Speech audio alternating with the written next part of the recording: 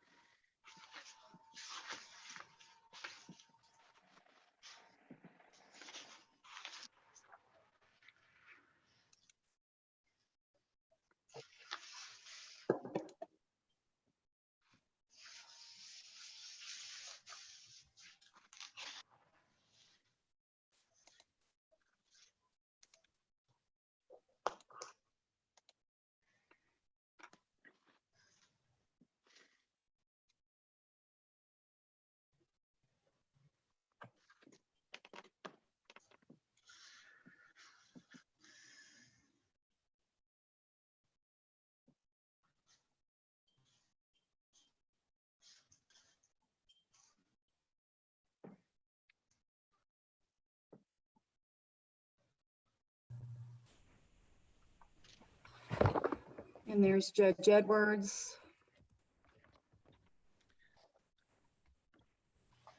Anthony, do you want to test sound?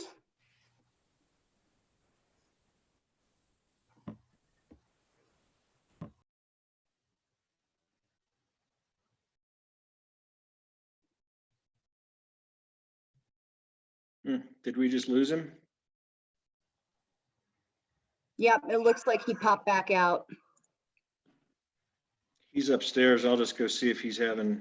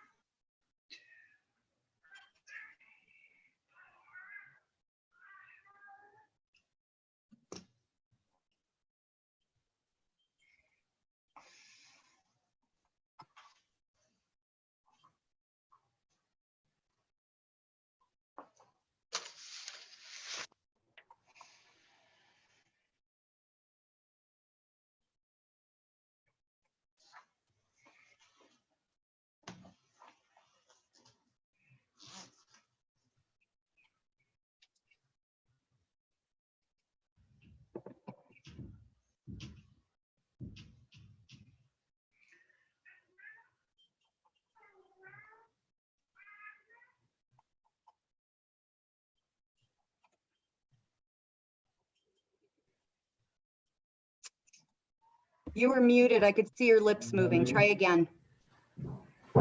See Anthony now. You hear me? Yes. So I can't hear you all. That's why I restarted again. Yeah. It just muted again. Why is it? Can you talk again? Testing, Hi. testing. There we go. Okay, great. So Barbara, is that your cat again? Can you hear her? They knock on the door too. Both of them do. That's funny. All right, we're going to give it just a couple more minutes, I think, for everybody to pop back in here, but the live stream is going. I will let the public into the meeting once we're ready to do that. So for right now, they're still in a waiting room.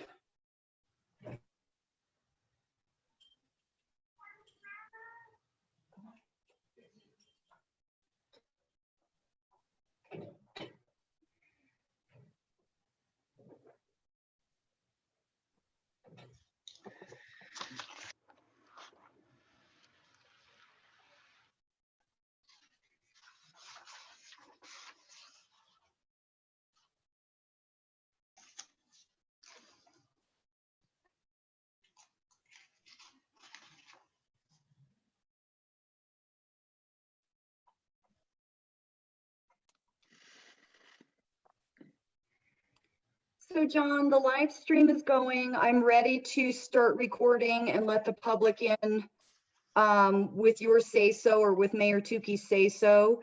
We are still waiting for Trustee Graham and Trustee Decay. Okay, I'll leave that up to Mayor Tukey.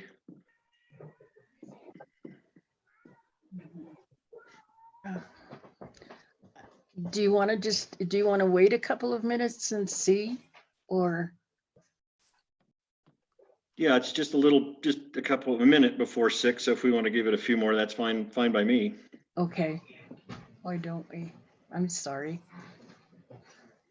What'd you do?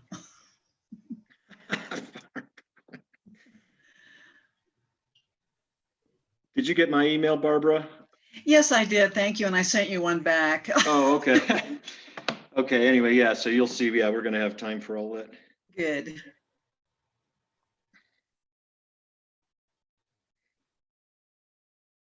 Jess got a haircut. Yes, I sure did. Got all cleaned up. Oh, wow. All I right. embarrassed you. You turned it off. We just saw you the other day. You had a lot more hair, definitely. Yeah. Yeah. You do have a nice head of hair. Oh, thank you.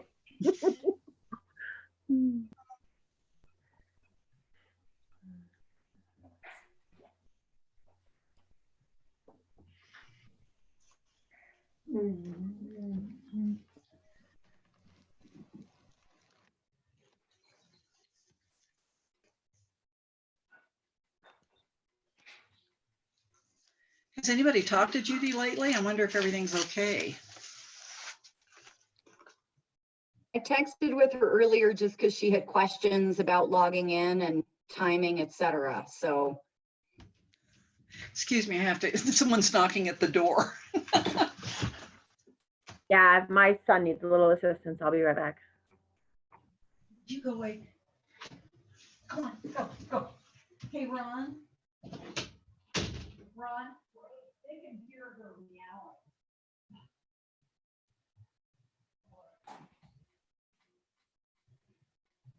Go away, go, go, go. Go see Dad.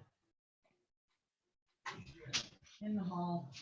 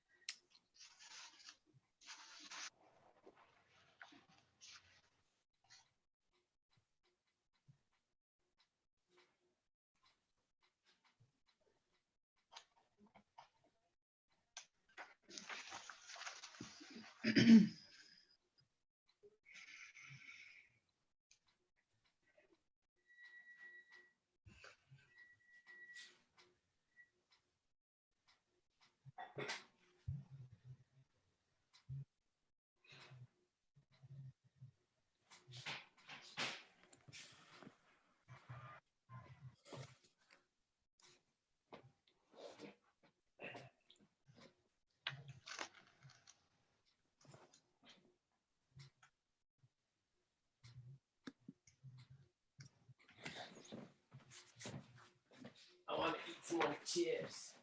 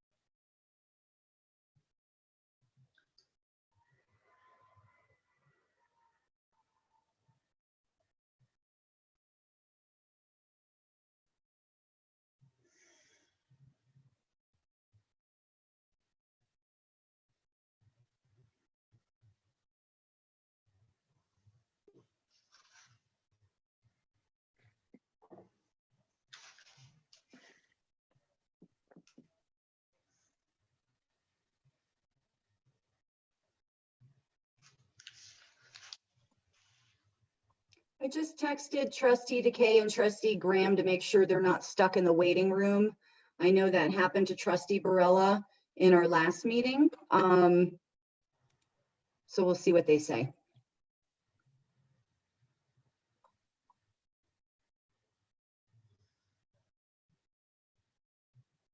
Tiffany just said that she was gonna be coming in. So I just called her.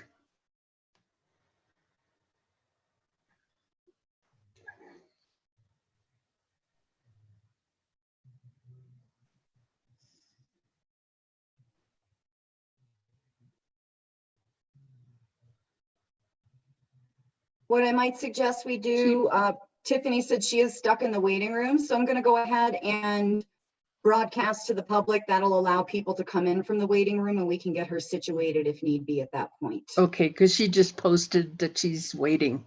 So, Okay, thank you. my pleasure.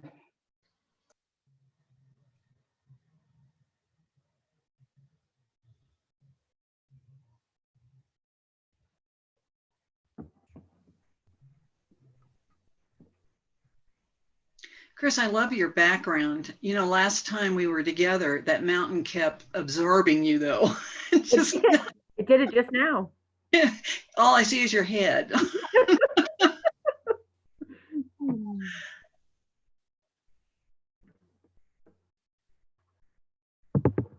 I've got Kendall Mountain. Willie put up the Grand Canyon. So, Oh,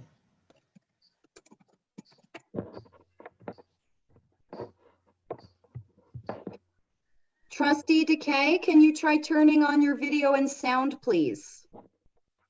Oh, it's Hannah. That's cute. You're on video. Okay, got it. Okay. Thank you. You're welcome. Sorry you got stuck in the waiting room. I'm not sure why that happens. We're just waiting on Trustee Decay now. Graham. Graham, I think, but.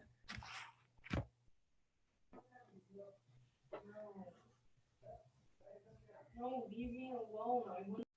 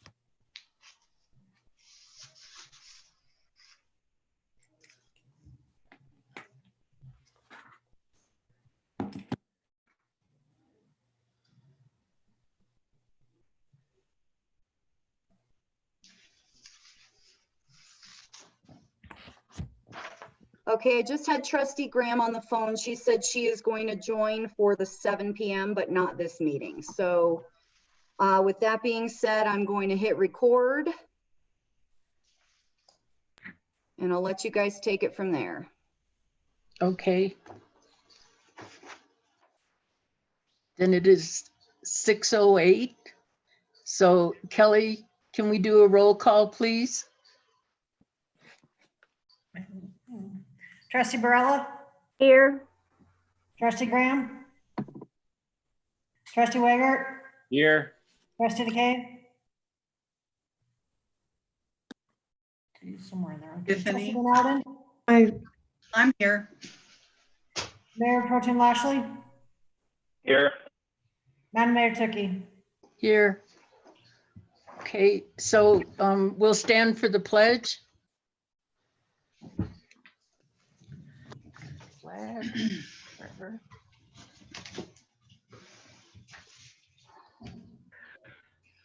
I pledge allegiance to the flag of the United States of America and to the republic For which which stands one one nation nation under God, indivisible, indivisible, with with liberty liberty and justice for all. justice for all.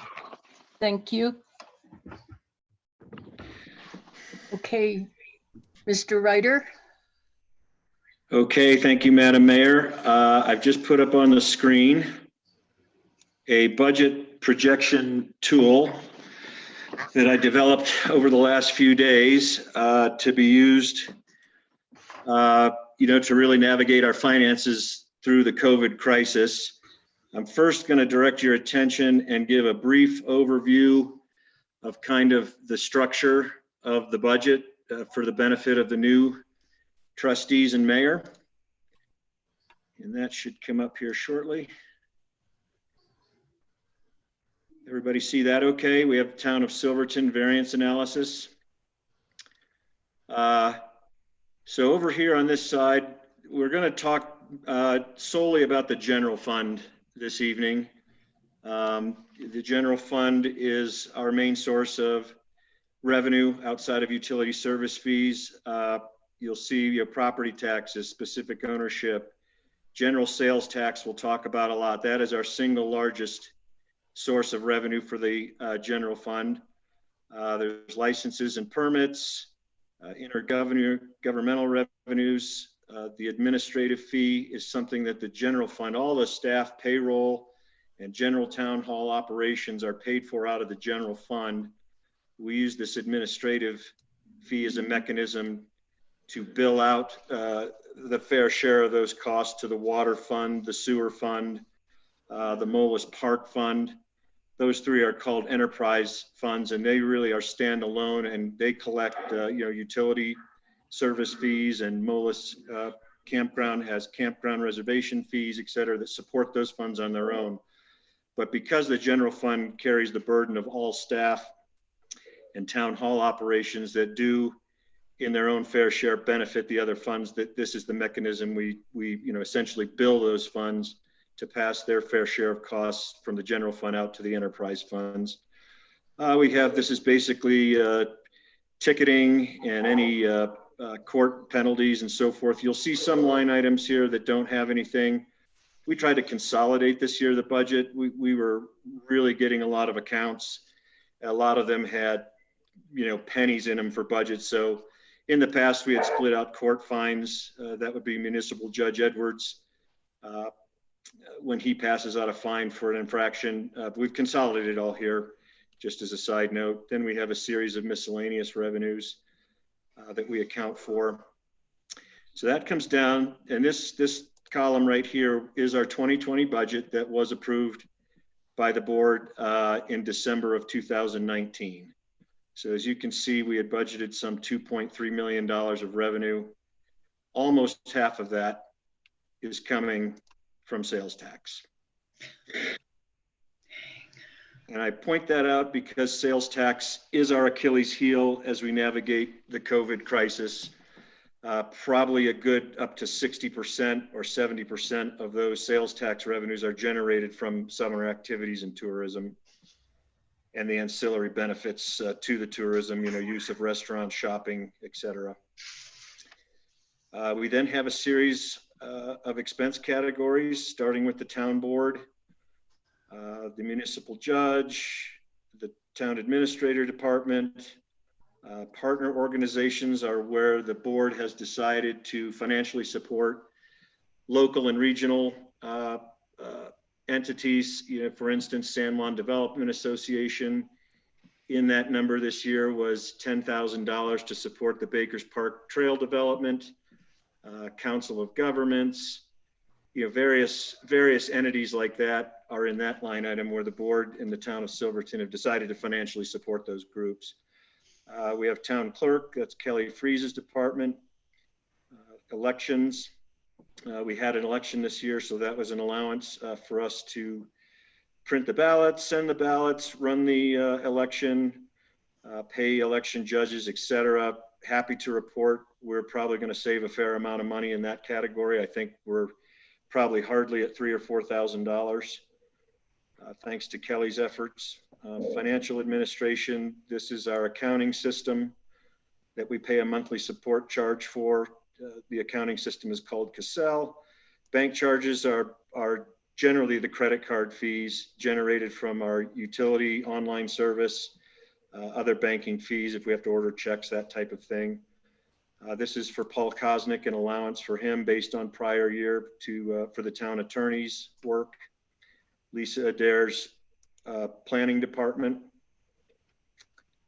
This is just general town hall items. Treasurer fees are based on revenue collections. That's money for our independent audit that we're required by state statute to do each year. Our town engineer gets a allowance each year for just general town engineering projects. This is to support our online municipal code system. So when we pass an ordinance or a resolution, it gets automatically sent to MuniCode, who puts it online for us and keeps it updated on the website. And other things. The big one in here, this is our workers' comp property and liability insurance. Our carrier is called CIRSA, which is a municipal insurance carrier through the state of Colorado. And we can just go on. You know, big one here is the chamber contract. That is what we pay the Chamber of Commerce to run the visitor center each year, and so on and so forth. This is our share of Sheriff Conrad's department. He's paid for directly by the county, and we reimburse the county for our share of law enforcement costs. Bill McDougall's building inspector department. Public Works, this is all John Seitz personnel and related costs. Street maintenance is street maintenance. Facilities and parks, this is Todd Bove's group, so his salary and all of our seasonal people, and Chris Higgins, who is his second, kind of right-hand man, second in command. Those are all in here, along with ancillary employee costs. Park maintenance, probably notably, this is the cost the town bears to bring in the porta pots for the 4th of July. This is a commitment we make to the 4th of July committee to help their effort, firework purchases, etc. Kendall Mountain is Kendall Mountain. This is unique here. This is where the planning costs associated with the Kendall Mountain Master Plan Committee reside. There is a corresponding $50,000 grant up in revenue.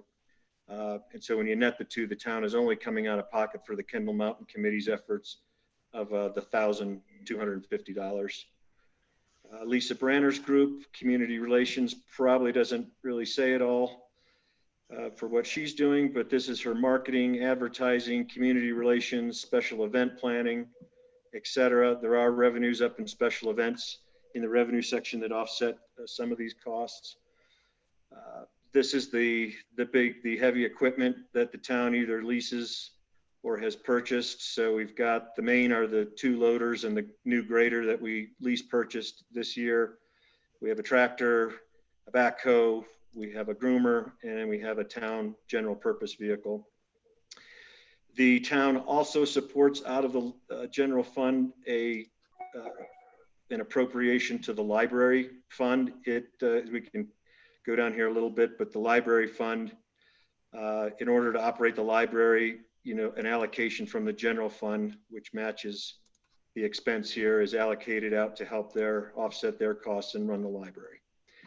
So that is a quick thumbnail of what the 2020 budget originally looked like. We were very enthusiastic after what had happened last year that this year would essentially mirror what happened last year.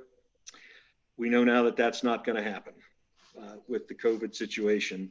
So I'm going to move this over here. So what I've done is posted in the spreadsheet our actuals through March. And we were actually doing really good, probably. So there's sales tax through March, January, February, March. We were having very strong sales tax collections before COVID quit. So keep in mind that sales tax, so if we're collecting it in March, it's really for January sales activity. So we're about 2 months in arrear as you look at this. April's collections will be for February activity, and so on and so forth. I am happy to report that we had originally budgeted $40,000 to be collected in April. as we get into this variable sheet here in a second, I had lowered that number to 90%. So 40 times 90%, I had now reprojected 36,000, thinking we were going to start to see the effects of COVID, you know, toward the end of February, and that was probably going to impact sales tax. Well, guess what? We just got numbers in and we collected 45,000 bucks. So we can count January through April is really strong compared to history collections. And again, I know myself and staff and this board were so excited that this year, if we just match what we did last year, we were really going to be able to build on something and put town in a really much stronger, continuing to grow stronger financial position until the COVID hit. So what does all that mean? I have built this variable spreadsheet that essentially takes all of our categories of revenue that you saw back here. And we can now, so, you know, you can see these, you know, carry over to this variable sheet. If the number here is 100%, it means we're still predicting 100% of what we budgeted. Okay, we were prudent and conservative in a lot of our revenues. Even in sales tax, you know, we budgeted over in sales tax, the $1,060,000. You know, that was within a couple of percentage points of what we had collected in 2019. That was the strategy. So as we go through all these, I want to bring your attention at the top level. This is what I call my barometer. We had budgeted to end up the year with about a $765,000 general fund balance. This number here, the 284, is now what we are projecting based on this whole raft of new variables. Okay, and I want to just caution. So I watch that number. If it, you know, we start to adjust these percentages, we'll talk about the train box here in a second. The impact, the financial, the monetary impact on where we thought we were, or where we think we're going to wind up at the end of the year is right there in this box. So in essence, so if I went in and said, okay, right now I'm saying we're going to collect property taxes. You know, it's either, you know, by folks just paying normally, or they are a little late or delayed. The worst case scenario is if somebody forecloses on a house, you know, the bank takes the house, the bank pays the taxes. So I'm not looking, we budgeted about 240,000 250,000 for real estate taxes. So for my first stab at this, and again, this is all subject to your review and commentary, all of this can be changed. We, you know, in a future work session, or even tonight, if we get time, we can run all kinds of scenarios through this thing and see what the financial impact is going to be. So that's what I was trying to build here. And the numbers you see here, you know, some of them I feel pretty firm on. Others are going to adjust dramatically 2 weeks, 4 weeks from now, depending on what this COVID, you know, what its ultimate impact is. Obviously, we'll talk about the train in a second. Right now, the scenario I'm running is, yes, train's going to run this summer, and train's going to be running by July 15th. Okay, that's just a choice I made. We can debate it. But if, for instance, if I say, okay, everything cleared, we're going to get 100% of real estate taxes, and I change that number and hit enter, you immediately see what the impact is. Okay, so we just went from 480 down to 466. So we picked up $14,000 by saying we're going to get 100% of our budgeted. So anyway, that's how this thing is built. That all of these can individually be modified based on discussion, knowledge, experience as we go forward. The same thing as we have 4 major kind of categories of expense down here. This is all staff compensation. This is the municipal judge. This is the town attorney. And I'm going to perfect this further as time goes on. This was the best I could do. So for all other expenses besides these 3 compensation categories, this now impacts, that variable now impacts the sum total of all of the rest of our expenses. So I have challenged staff, and staff has responded that we need to cut 10% as a start out of our general fund, general expenses. So that's why we're at 90%. You know, we think we might be able to do better. So let's go up to the top here again and say, okay, we think we're going to have a $480,000 negative variance to the budget based on the variables that are up there now. Well, what if we're able to save 20% of our costs and we make that number 80%? So let's remember the 480. You know, now we're down to 386. So we made a $100,000 dent just by, you know, finding another 10% of cost savings. So anyway, that's how it works. And my best guess is now, let's go back to the general ledger here in the detail and see what happens. I'm going to get down to the bottom line here. It's going a little slow. Come on now. Okay, so an important thing to note, that number right there in our general fund, which is normally our fund balance. Fund balance does not necessarily equate to usable cash. Okay, this is the reconciled cash balance that is in the bank, Citizen State Bank, that is allocated specifically to the general fund. So we are starting out with a real number there. There's no assets, liabilities netted out of that would normally be part of a fund balance.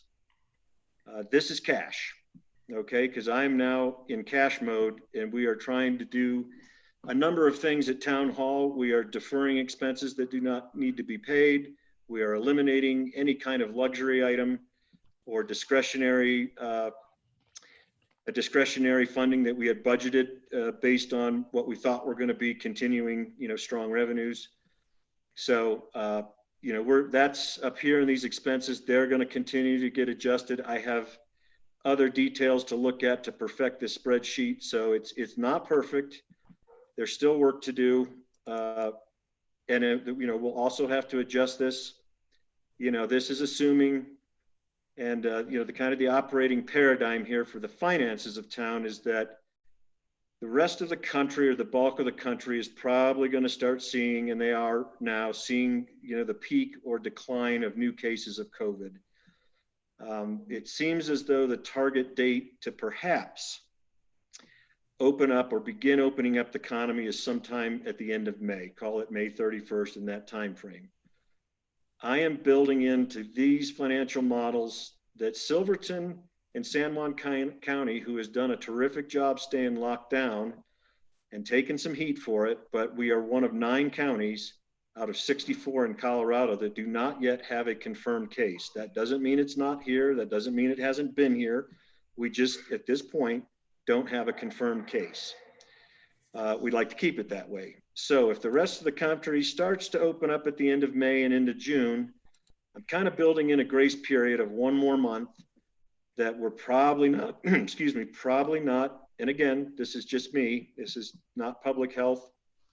And I just had to draw a line in the sand and say, what is our cautiously optimistic scenario? Well, that Silverton probably stays a little bit relatively closed down for the entire month of June.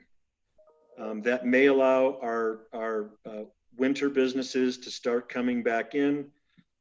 Hopefully, you know, strictly enforcing social distancing and perhaps quarantining, but they start to come back in and they start to get ready to open up. And then by July 1st, you know, maybe we're turning the engine on and we're really getting ready to allow the outside world to come back in. By July 15th, I guess to, you know, use an analogy, the engine's been on for a couple of weeks. Well, now we're going to put the baby in gear.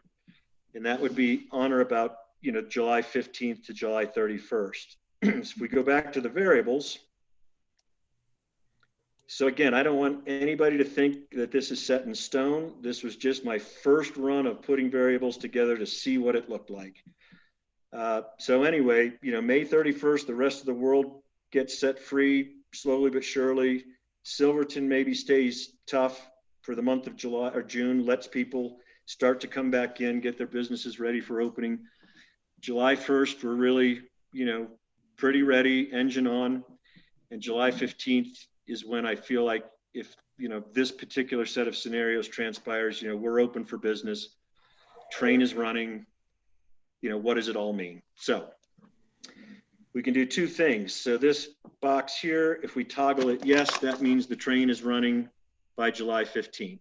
If it runs sooner than that and everybody's feeling good about things, excellent. That's just good news.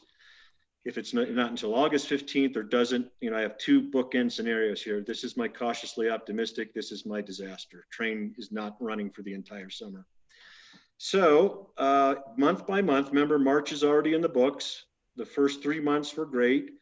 I can probably now put this number at 110% of our budget because we collected 45,000 in April and we budgeted 40,000.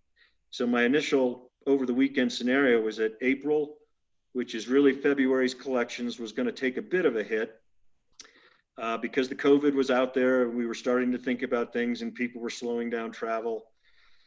But it really didn't hit until March. And March 16th, I think, is the date that public health, you know, pretty well shut out the outside world and you know, asked us to do some really tough quarantining and social distancing and so forth. So May, which is March's collections, I really dropped it off big time for the first 4 months of the, you know, summer.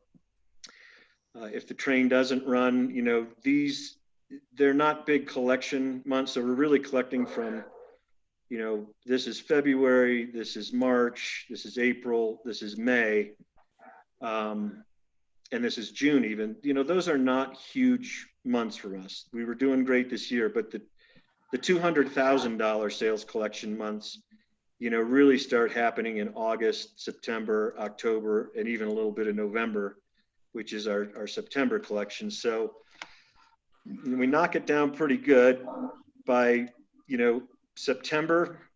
We're collecting for July. If the train is running and we're up and open, you know, who knows what the rest of the world is going to do. There's all kinds of theories that people will be so tired of being cooped up, and the stock market somehow has made pretty good recovery from its lows when the COVID first started. So, you know, some theories are people are going to travel and they're going to want to get out, and they're going to want to get out of their towns. And that puts Southwest Colorado in general, and maybe Silverton in a pretty favorable light. You know, why not? You're not going to go to Washington, D.C. or a city or New York or something. So maybe more people come, you know, maybe the bulk of people that are going to travel decide on Colorado. I don't know. And maybe they want to choose Silverton, San Juan County, because knock on wood, maybe we were the only county in this area that didn't have a case. So we start ramping up, you know, a little bit slowly but surely. If the train's not running, we stay depressed. So if I toggle this, so remember there's our 480. If I toggle this to no, we can see what happens. Okay, so we about $170,000 less, because now sales tax is picking up this line item when I say the train's not running. Okay, so this is the, you know, the beauty of the tool is we'll just be able to play with this stuff and adjust. Each month we'll have actuals. Each month we'll have a little more knowledge of how the COVID is either hopefully going to wrap up here, or if it continues, you know, these numbers are all subject to change. So on average for each of these scenarios, if I take, oh, I'm sorry, I think I might have made a mistake here. So that's really over. That's really over 9 months. So let's do that. Made a little formula error there. So anyway, under the train running scenario by July 15th, that means we're, you know, this scenario means we're going to collect about 52% of the remaining budgeted sales tax for these 9 months. And same thing here. If the train's not running, we're saying we're going to collect about 41% of budgeted sales tax for these remaining 9 months. Okay, why don't I take a pause and see if anybody has any questions?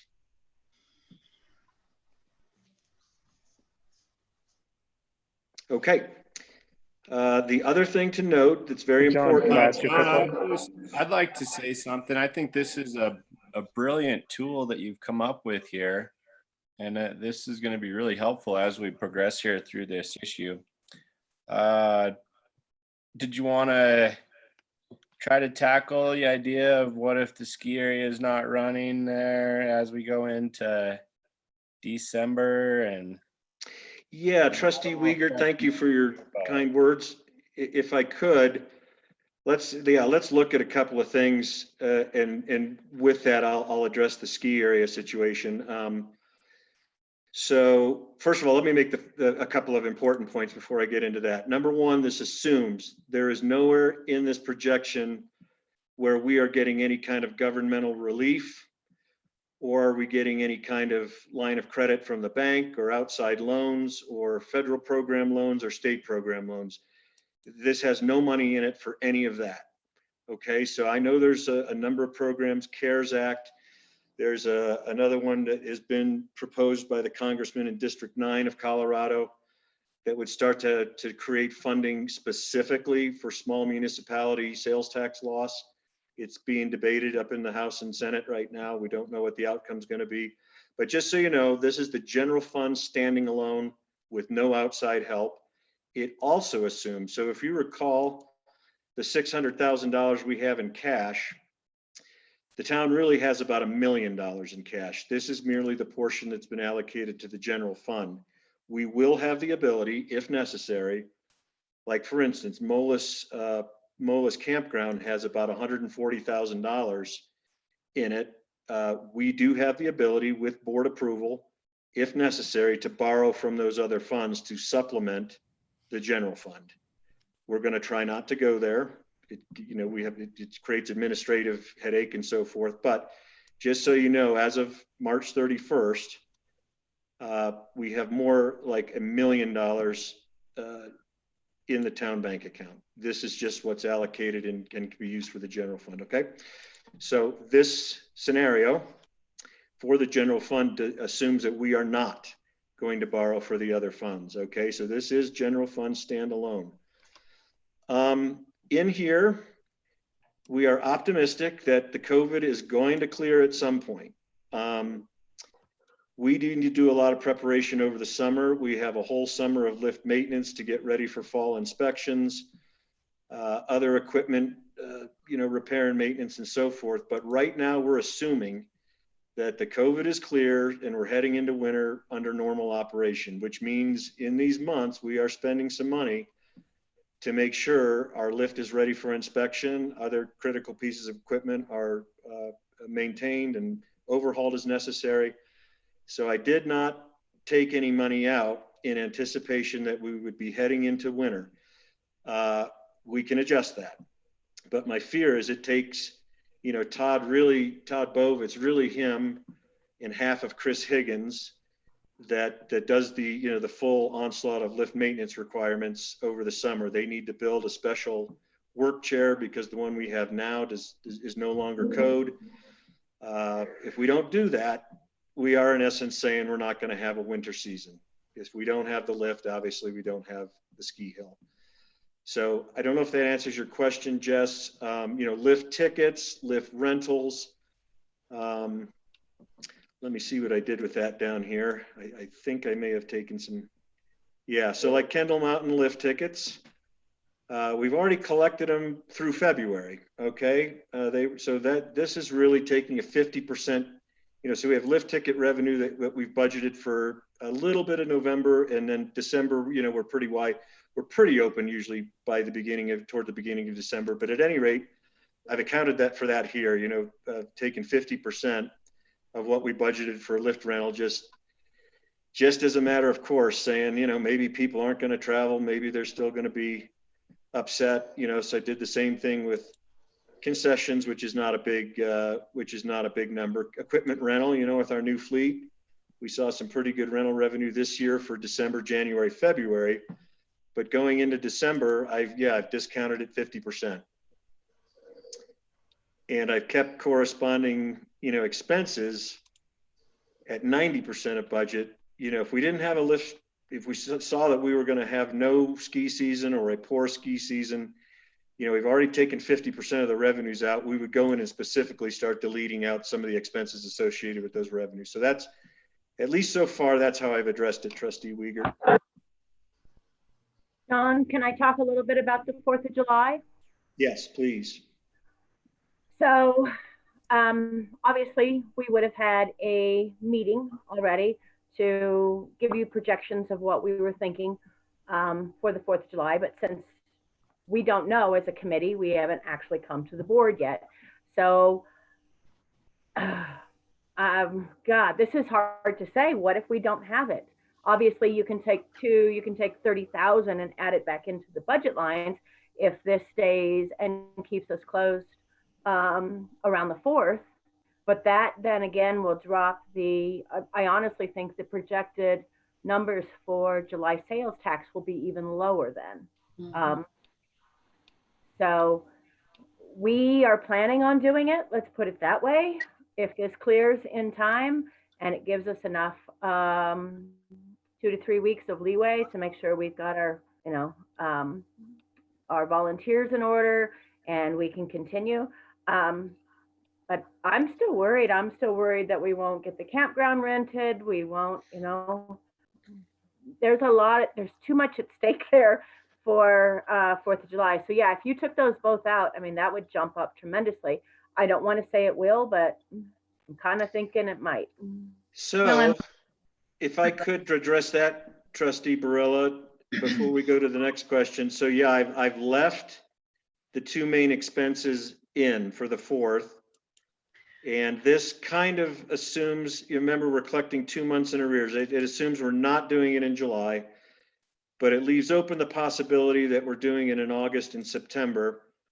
And the 4th of July, it creates a spike in sales tax, but it probably doesn't create, $30,000. So, we all want the 4th, hands down, right? I mean, no matter, we would love to see the 4th if it could happen in August, if it could happen in September. Maybe the president's going to declare a new national date that we could target, who knows? But the 4th, taking out the 30,000, we've already kind of adjusted downward for, especially if the train's not running.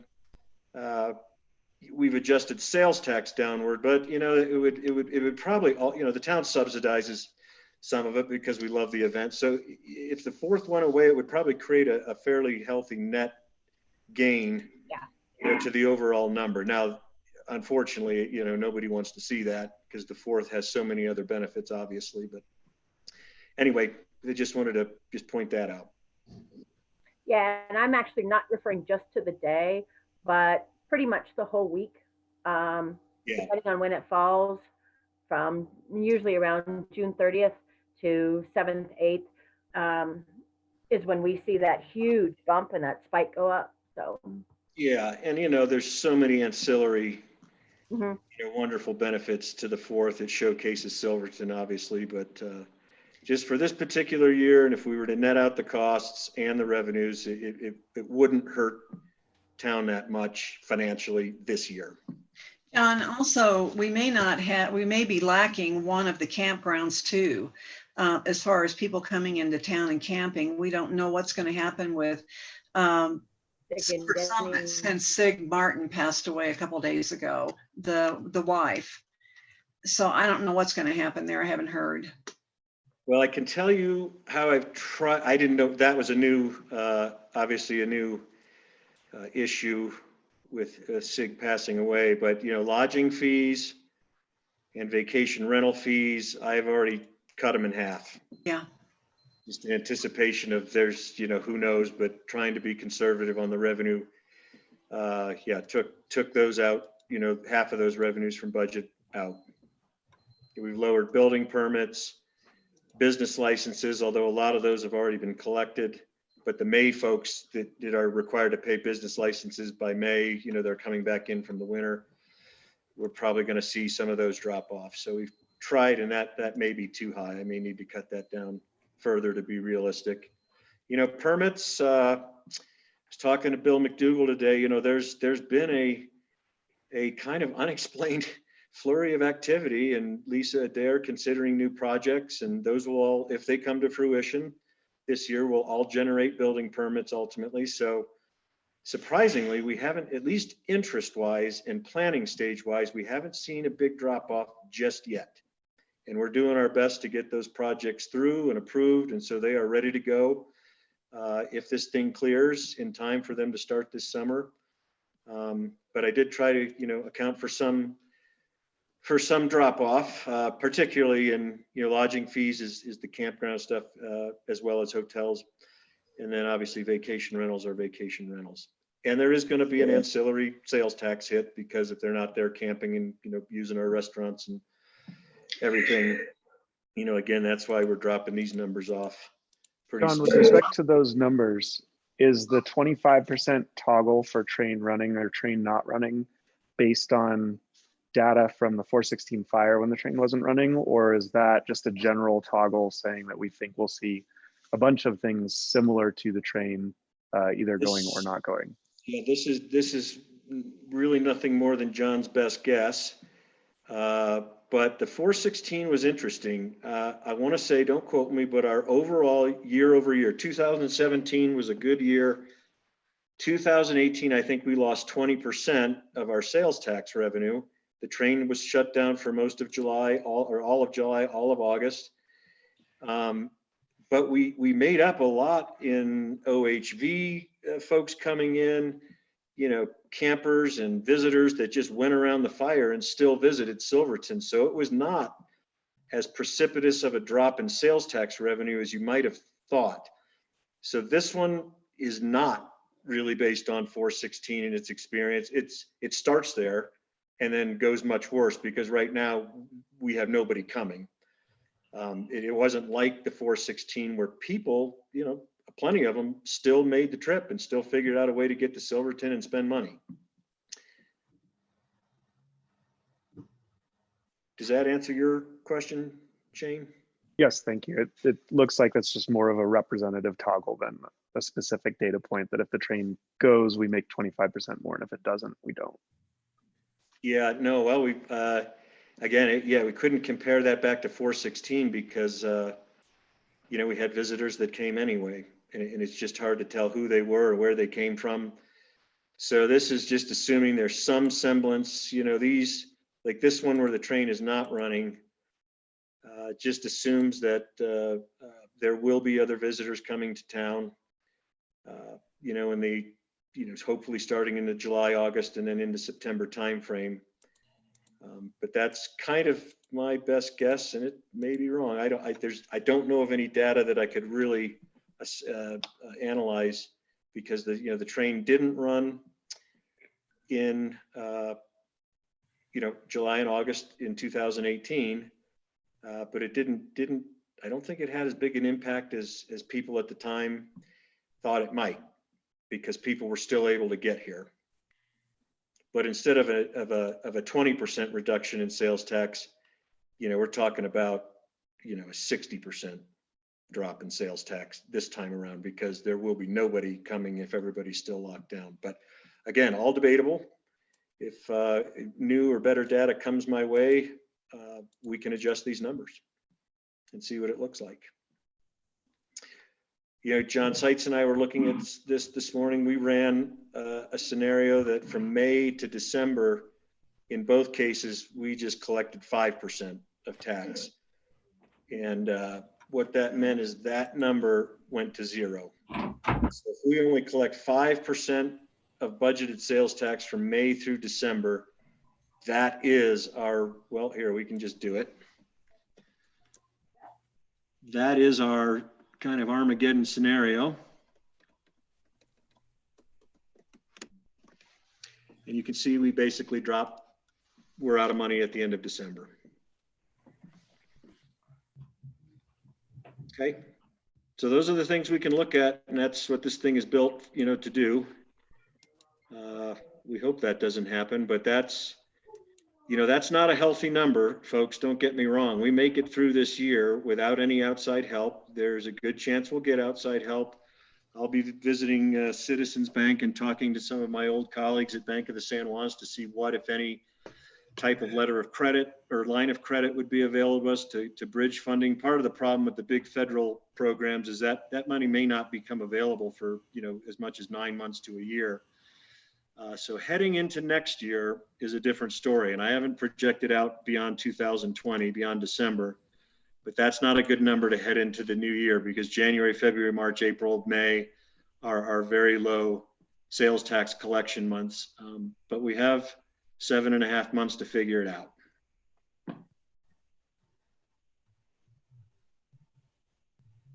So, and again, we have upwards of a couple hundred, $300,000, $400,000 from our other funds that we could borrow from and would have to pay back. And this has no, outside federal, state relief built into this as well. So at any rate, what this told me, if these variables are anywhere close, we're not in immediate danger, but we really got to watch our P's and Q's, and we really need to pursue hard these, the best thing possible would be a grant funding or a you don't have to pay back relief funding from one of these big federal programs. Even if it's a couple $100,000, it really would put us in decent footing, to really weather this and weather it beyond 2020. If we can get hopefully some type of low interest line of credit from one of the banks to get us through, or just put it in place so that we might not draw on it through the end of this year, but maybe we draw on it, through the first few months of next year. These are the things I'm thinking about and pursuing. I had another thought and it just went out of my brain. Oh, well, it'll come to me. But anyway, anybody else have any questions?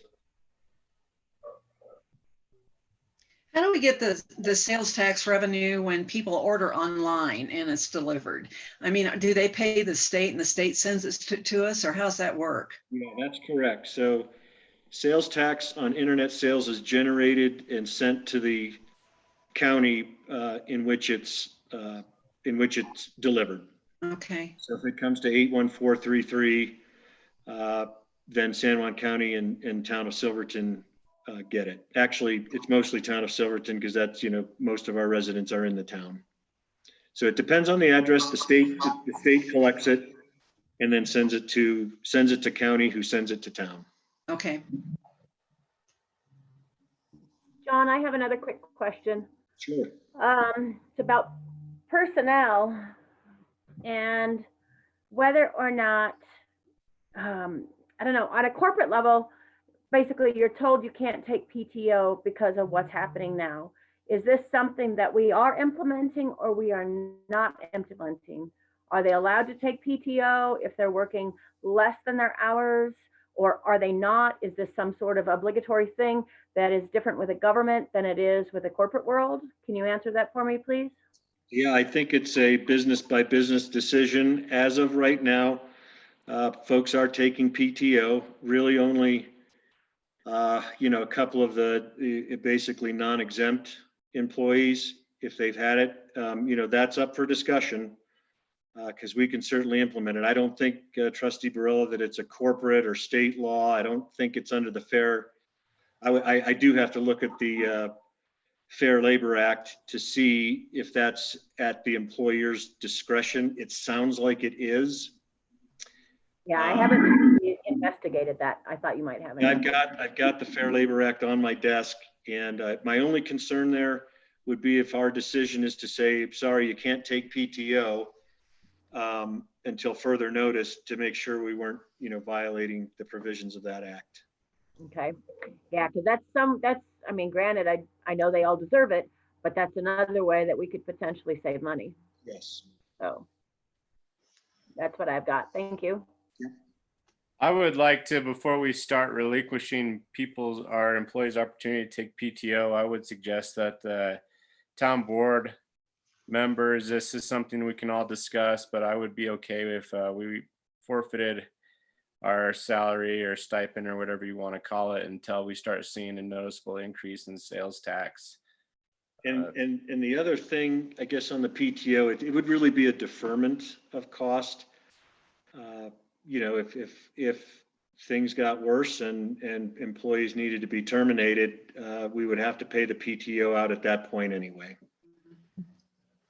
It's not a liability that goes away. So in some sense, if they're taking a little bit at a time now, there's a trade-off. I'm okay with that for now. If they're taking a little bit of a time versus, we lost employees for whatever reason or had to terminate employees, that they would get it all paid out at that point. So just things to consider as we navigate here. And I guess And buyouts are usually typical. What is our cap on our buyout for PTO? Do we know? well, yeah, there's a formula depending on years of service. And it's, I'd have to get the details, but basically, I want to say, like, if you're here for 10 years, you can accumulate like up to 580 plus hours, something, but there's a diminishing return. So like the first 240 hours, you would get dollar for dollar.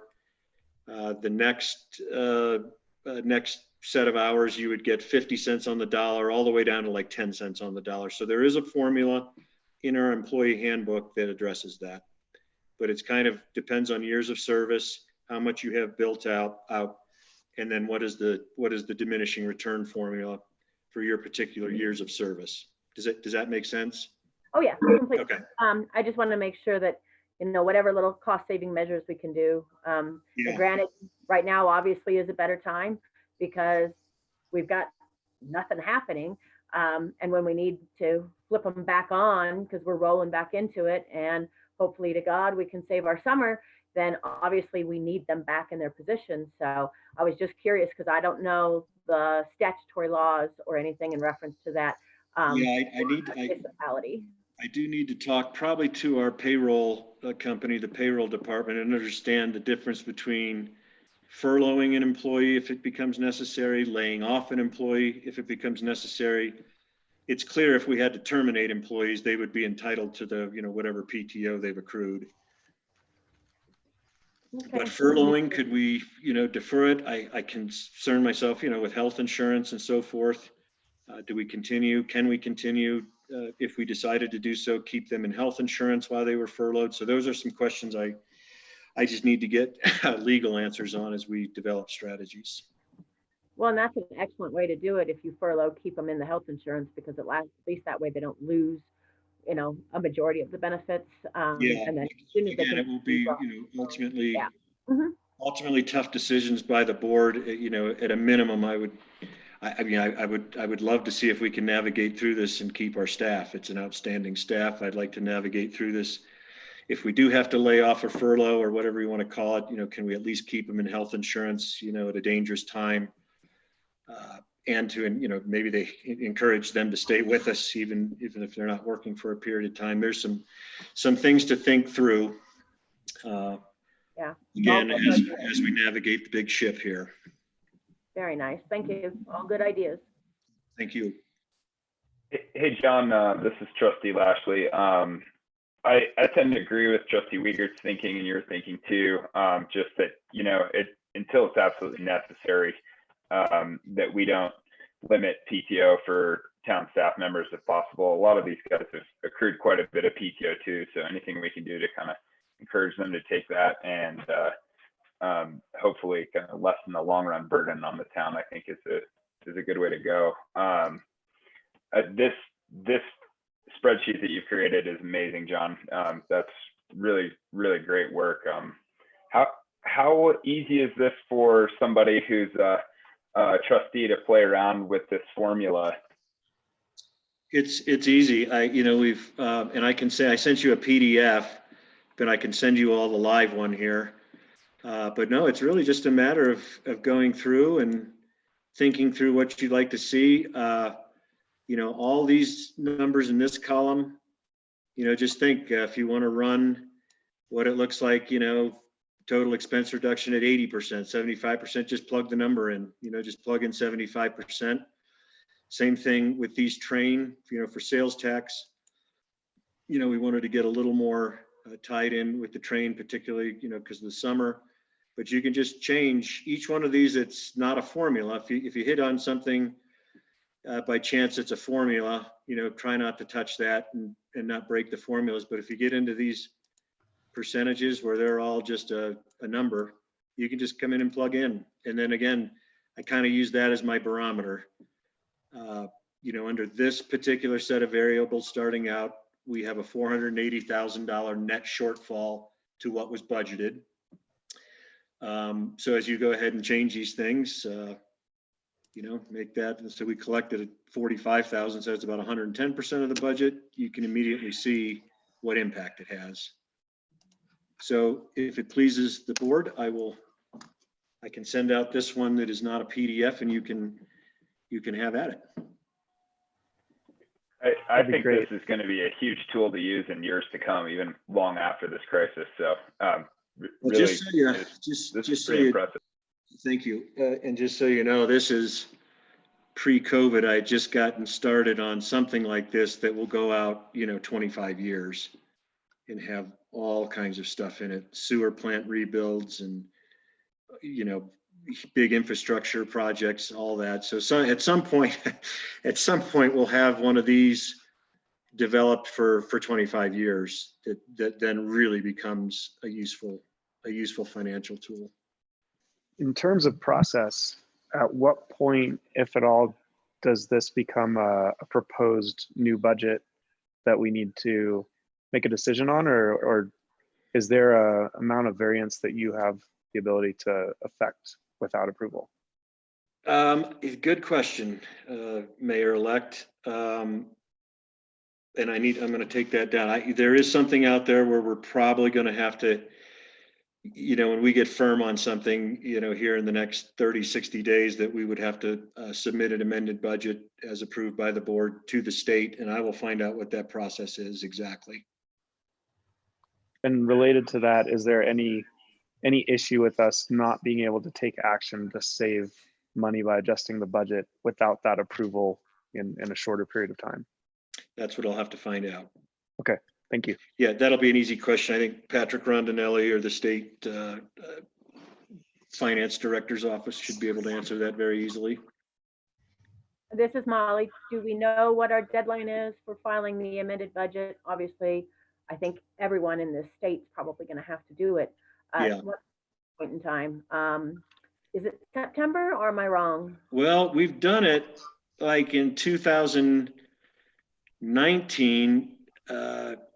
2018, we did file an amended budget in December, but that was under totally different circumstances. I'll need to find out, not only what would be the normal situation, process for amending a budget, and if it's been adjusted, for COVID related stuff, for example, I tried to see if we could get a waiver, have the choice of waiving the audit requirement this year. The audit costs about $9,000. It takes up a lot of time. So far, the state's auditing office said, no, we're going to require it, but you can extend.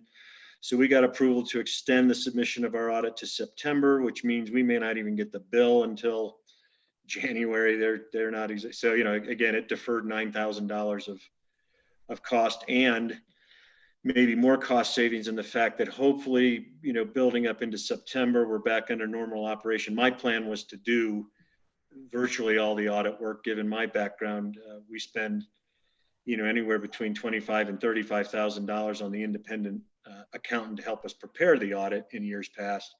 So we were hoping to affect a lot of savings just by having me do the grunt work and the audit work paper preparation. I was a little nervous. Typically it's due by July 31st, that we would still be behind on many things and would have to engage Christine, our independent accountant, to assist just on timing. But it pushed back to September. I feel better that we'll be able to handle the bulk of that work in-house as planned. But I will get you answers on when, if, how, and why, and when we would file an amended budget, and have that answer for you shortly. Thank you.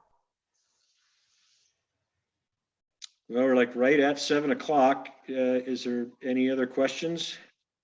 John, I just had one other question for you. Is there any grants or loans or anything that town staff has already applied for at this point, or stuff that you guys are really strongly looking into at this point? Yeah, we applied for actually what was the name? Help Colorado or something. Both the school, Kim White and I each applied for $25,000 of grant money that can be used for rent, utilities, and food for residences.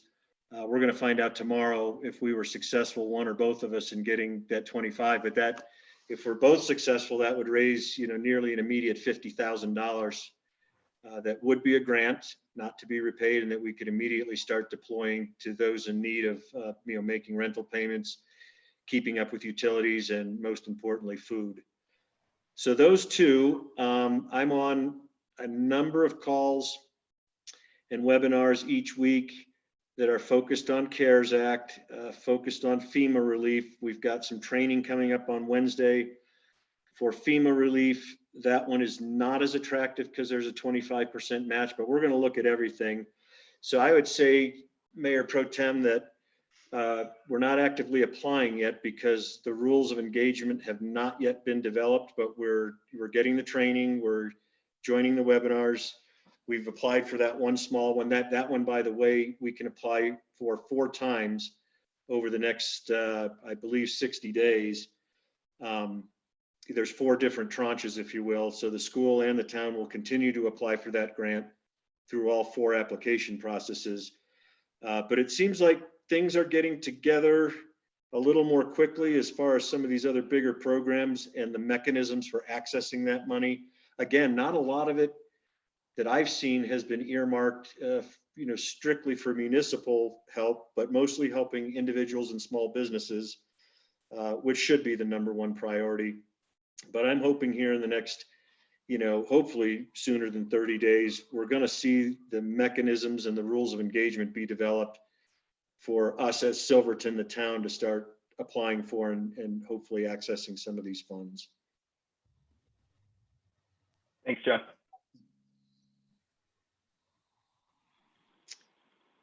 Okay, anybody else? And Mayor Tookie, I think we can adjourn the work session. Okay, so it is 7:06. So we'll adjourn the work session and begin the regular meeting. Can we see if Trustee Graham has come in? She has. John, yes. Trustee Graham is here and Trustee Decay got booted out for a little bit due to internet issues, but she is back. Okay.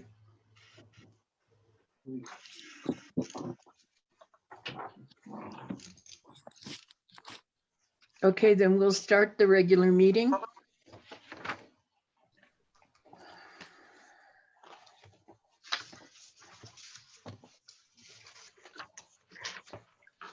And we'll read the protocol. Mr.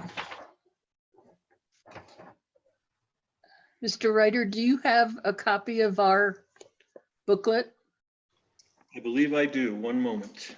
Okay, then.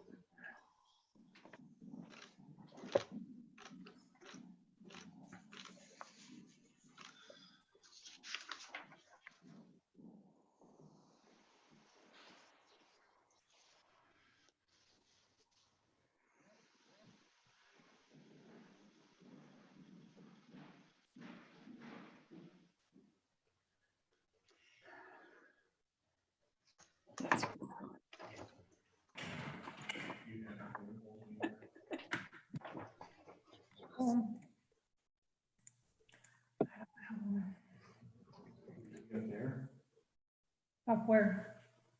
No. Well, they're up on the boards up there.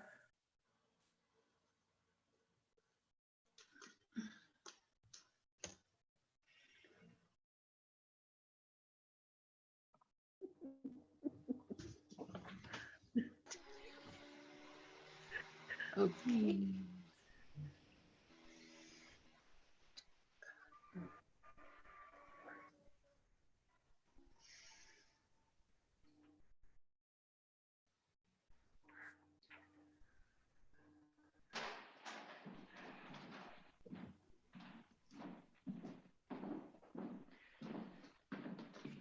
We are looking for him on the server. I thought I had a book in my office, but I don't. Okay, the only reason I asked was because I could shove this under the door so that you have one, because, okay. There's 2 things that are gonna have to be changed. Number 1, there's no more madams. And number 2, we also added a second. I thought you were Second looking for public him for, comment. I thought you were looking for him for purposes of reading him tonight. No, I've got it in front of me. I just wanted to make sure, because if you don't have it, I'll just shove mine Yeah. underneath. But we've got those two items that need to be adjusted. Okay. Okay, so the mayor runs the meeting. To speak, trustee and staff raise hands and speak when recognized by mayor. Only one speaker at a time. Open public participation throughout the meeting will no longer be allowed. Conversations between trustees and public will no longer be allowed except at public comment portion of the meeting. We address each other as trustee and mayor. We move contentious items to the beginning of the agenda. We post each agenda on the whiteboard in the meeting room. Public participation, public comment at the beginning of the meeting for agenda or non-agenda items, but not criticism of staff and not for public hearings. And we've also added after the meeting, we also have another public comment period. If the public has questions, comments, concerns about town staff, the public shall inform the administrator through written email. If the public has questions, comments, or concerns about the town administrator, the public shall inform either to the mayor or a trustee through written email. Introduction of agenda items by the administrator, discussion on agenda items, then motion and second on action items, then final discussion on the specific motion. The trustees and mayors shall adhere to and enforce the new protocol of the board for town meetings through compliance with their adopted accountability protocol and operating agreement. Thank you. Mr. Ryder. Thank you. Well, I'd like to introduce or reintroduce people you all know, Jim Donovan, Becky Joyce. We're going to use the public comment section just for them to give a brief update on their efforts dealing with the COVID crisis. Thought it would be important, especially for our newest trustees and mayor, just to get a little flavor on the efforts that they're putting in. So if that is okay, I will turn it over to them and then we can open up to any other public comment. Okay. Thank you. You guys are on. All right, great. Thanks for having us on this evening. Is the audio okay? Yes. All right, great. And I believe, Becky, are you on there? I am. Hello. Nice. Okay, I sent out just a briefing on what we were going to talk about tonight, and we're mostly just going to do a quick situation report, but I also wanted to give the new trustees an idea of what both of the Office of Emergency Management and Becky will give you an update on what the Public Health Department does. But that's all detailed in the briefing, and so I'll just go through that and then also give you all some idea or give you some guidance on the type of training that you need to take as elected officials to know what to do in disaster situations. For the newly elected officials, you have the opportunity to have been elected during a disaster. That's definitely not something that happens very often. So you really, these are laws that it's very good to read up and understand the state laws behind these. But let me just go over the mission of the Office of Emergency Management, and I'm going to go ahead and do a screen. Actually, the screen share is disabled, so I'll just read it. Most people should have it, but our mission is really to do disaster preparedness and prevention. We also do protection. We do response, recovery, and mitigation. And our team is very experienced with this. We've been through some really large-scale disasters, the Gold King mine incident, the 416 fire, the March avalanche cycle last year. are just 3 examples amongst numerous smaller incidents. So, so our team actually has quite a bit of experience for the size of our community. Then the funding for the OEM is broken into 10 hours paid by the county, 10 hours paid by a state federal grant through, it's actually through FEMA, and then 10 hours through the Colorado Department of Public Health and Environment, Office of Emergency Preparedness and Response, quite the acronym there. They're actually the lead agency for the current situation, and that's a 10-hour grant as well, paid through, it's actually paid through partly CDC and the Health and Human Services on the federal level. So as far as the town actually does not have a line item that pays OEM. How OEM does get some funding is through the emergency services sales tax. And that was just started last year. So as an example, the public information officer, the county public information officer is completely paid through that line item. And that's how she's been able to work on this current incident. Becky, do you want to just give a little run through on public health, and then we'll go over the COVID-19 incident? Sure. Do you want me to just give an update on stats and stuff like that? Just actually, I think just give the new elected officials just basically your mission for the public health department. Okay. So basically, as you all know, this is what we try to prepare for, and what we feel actually useful with is just communicable disease and surveillance. Immunizations is a big part of public health as well as environmental health. And with our public health office, we have about 2.5 FTEs, and we operate mostly on grants. So we pull in about $100,000 in grant work. So that's like tobacco prevention. We get a little money from school for school nursing assistance. We do mental health grants. We do regional behavioral health grants, and then emergency preparedness and response is one of our grants, as well as our tobacco prevention grant. And so we're funded by that. And then we're also supplemented some money from the county, mostly to run the Silverton clinic. So this is something that I, as a nurse of 20 years, have never experienced before. So we're learning and trying to do the best job we can. Awesome. Thanks, Becky. I'll go over just the operational objectives, and then you could go over the current situation.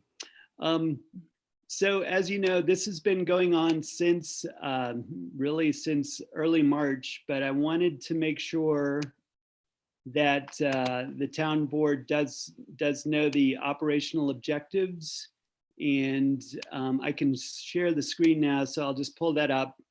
We set these in the beginning of this incident, but it's always good to just review these and just make sure that we are on the right track. So our priorities are always life, safety and health. And then this is more for natural disasters, then property conservation, restoration of utilities and restoration of government services, environmental protection, and then making sure that we're communicating with the public. But we always keep that life, safety, and health as the #1 objectives, #1 priorities for any incident. For this particular COVID-19 incident, we have identified 7 operational objectives, and we've been just working through each of these. So they each have their own timelines. The #1 was to activate the Emergency Operations Center, and then also implement several plans that we have in place that that are approved by the county commissioners and the town board. I emailed those to you, and those were opened up the day we decided to act upon this. Number 2 is understand the real-time spread of COVID-19 in San Juan County. We currently have no known cases in San Juan County. So we are still monitoring that, but that is still a main operational objective. The third is to slow and reduce the transmission of COVID-19. And that's being really done through the public health orders that have been implemented. Number 4 was to focus on protection of high-risk groups. Those are groups in our population that we felt were very at risk of having a lot of complications with COVID-19. So we've been really focusing on some of our elderly population and some of the those identified high-risk groups. Number 5 has been to prepare for the health system surge capacity. And this is on a regional scale. So locally, we've been working with our ambulance and our medical director to ensure that if there was a surge on the healthcare system, that our EMS system would be able to handle it. And this includes potentially taking care of patients for a longer period of time in Silverton before actually transporting them to either Durango or Montrose. Number 6 is expand the risk communication and community engagement. And we've been doing that mostly with public education and using social media and also just printed materials and web as well. So we've been really just trying to do a multi-pronged approach with that and really just trying to get out into the community and making sure that people knew why we are doing these orders, and then they have the tools to keep themselves safe. Number 7 is perhaps the biggest and most complicated one, but that is mitigating the economic and social consequences of this pandemic.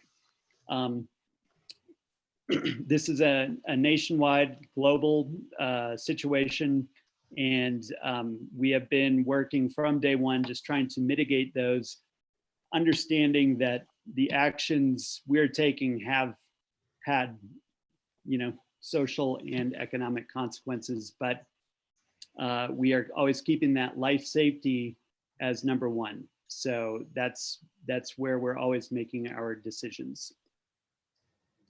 So those are the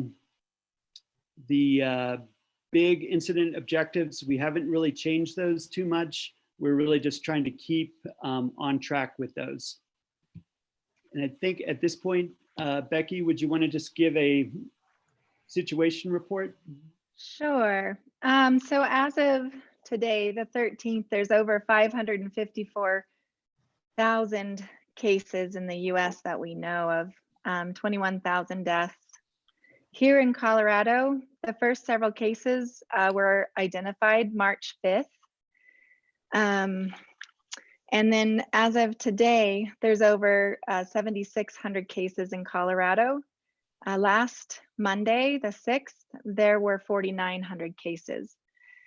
Last Monday, the 6th, there were 140 deaths. Today, there are now 308. And so what we're doing is just trying to track. We've been keeping in close contact with counties surrounding us, so Ouray and in La Plata as well, and watching what's going on there and the case count in those surrounding counties. As Jim said, we have no known cases at this time. I don't have people reporting to me shortness of breath, fever, and cough at this moment. If they do, they can go to Durango to get tested. Hopefully their insurance will be billed. They have to sign up in advance. So at least we have that option now that we did not have before April 9th. As far as what we've done here is we've tried to be very proactive because we have not had a lot of confidence in having the resources that other places have.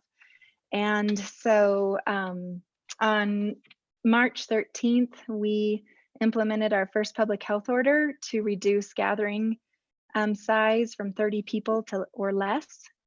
And then March 23rd, we implemented a shelter-in-place public health order. And the governor ended up doing a stay-at-home order on the 25th, so 2 days later, that then matched ours. And then recently, most recently, our April 3rd public health order, we changed the name to the stay-at-home instead of shelter-in-place. And essentially, the three main things that are different from the governor's order and our previous order is that we request people to quarantine for 2 weeks if they leave our community. And we changed the construction rules to no new construction projects and no out-of-town construction workers. And then we also had implemented that if you were to return to your residence here, if you are a homeowner or a seasonal worker, you may come back if you're staying longer than 30 days and you want to be considered as a resident here. You may return, but you must quarantine for 14 days. Let's see, what else, Jim? A lot's gone on, and I get a little swirly of what I've told people, what I haven't. We're just trying really diligently to reach out and explain this public health order. A lot of people have a lot of questions and our phone rings off the hook, and we try to answer the questions as best we can. We want to also really promote people in the right direction of taking care of their mental health. When you're quarantined, that does not mean you have to sit in your living room for 2 weeks. It does mean you can get outside, you can go walking just as everybody else can, but you do need to stay at least 6 feet away from people. We highly encourage wearing a mask in stores or places of confinement, especially like the post office and our grocery store, hardware store, where you may, and liquor store, where you may be in close contact with people. Also washing hands and staying home if you're sick. We have a quarantine tracker now for people who are returning to our community. And we also have a symptom tracker. So if someone's experiencing symptoms, they may actually anonymously report on the symptom tracker. We've put out numerous resources that talk about if you don't have a doctor and you need a doctor, just from around the state as well as regional and local, mental health support, just constant resources we're trying to get out to help people know what to do when and if it comes to our town. Great, Becky, thanks. I will just add in, we are meeting, our incident management team meets twice per week, Mondays and Fridays. On Mondays, we're setting action items for the week, and then Fridays, we review those. With the public health order, we do have it set, I think it's till, what, April 26th? Is that the date, Becky? Our public health order actually goes to the 30th, but the governor's order goes to the 26th. The governor's order, yeah. Correct. And the local order always is the one that has the most weight. So we default to the local public health order, and that it goes to the 30th. That is in Colorado revised statutes. So I sent out a fact sheet with that, but it is important for people to realize just the weight of those laws are big. So, these are not, these laws are really intended to put a lot of weight behind these public health orders. Under that, we can modify them if needed. And that's just important for people to realize. Some other things that our group is working on this week, we've continued to basically bolster the social services network that already exists within the county, especially on the food bank we're trying to reach people who may not have ever used these types of services before, but then have now found themselves needing them. This week as well, John Ryder mentioned it, but there may be some potential of looking at assisting people with rent or electric or gas payments if they're having a real struggle of paying those. So that's that's on the horizon this week. The other big thing that we're working on is basically a return to normalcy plan and strategy, just so people have a better idea of the timeline and then the constraints of that return to normalcy, because we may have to use these tools at different points along the timeline. It's not just a switch that we can switch off. This is going to be more of like a dial where we may dial it back, but we may have to dial the some of these restrictions back up, just depending on what happens. We've also created a separate team from the incident management team that is just specifically looking at recovery. So that is a recovery team. And we've got a town, county representative and chamber and some community members as well. So that is meeting separately, and they have a longer timeline that they're looking at. But the two teams are working very closely together. I think at this point I will, Becky, would you want to add anything? I think just the last thing I want to add as well is I am working closely with my medical director, Dr. Brokering, as well as our epidemiologist. She's our regional epi in Durango at San Juan Basin Public Health, as well as an epidemiologist in Grand Junction. So I am consulting them constantly to help. They do not, they as in CDPHE, we all do not think that Colorado has reached obviously the peak yet. We are watching how different it could be in different areas, such as urban versus rural. There's just so much that they don't know yet of how this spreads and how this will spread. And so a lot of research is done daily to try and watch what's happening and just to try to make the best decision that way moving forward. Great, thanks, Becky. Yep. So I think the big thing is this is still a long haul, but we really are trying to communicate with the community on this, and our Silverton community is doing really, really well. With no known cases, we are surrounded. All the counties around us do have documented cases. But I think we are doing really well. So we really need to commend our community for the sacrifices that they have made to make this happen. So it's something to be very proud of as a community. I don't know if questions are allowed in this format, but I think at this point we could take a few questions. And I'll let Lisa Branner manage that. I'm not exactly sure. No. Can I just talk? Administrator Ryder, are we good to allow the public to pose questions? I do see some raised hands. Yeah, I think given the circumstances, it would be okay to answer questions. Okay, do we want to bounce that to trustees first or to the public? Let's first ask if the trustees are generally in agreement that we can take questions in this unique circumstances while we have Jim and Becky. Is that okay, everybody? Just maybe nod or. Yes. What Okay. I meant was if our trustees had questions. Yeah, let's go with trustees first, please. Okay. Okay, Trustee Barella.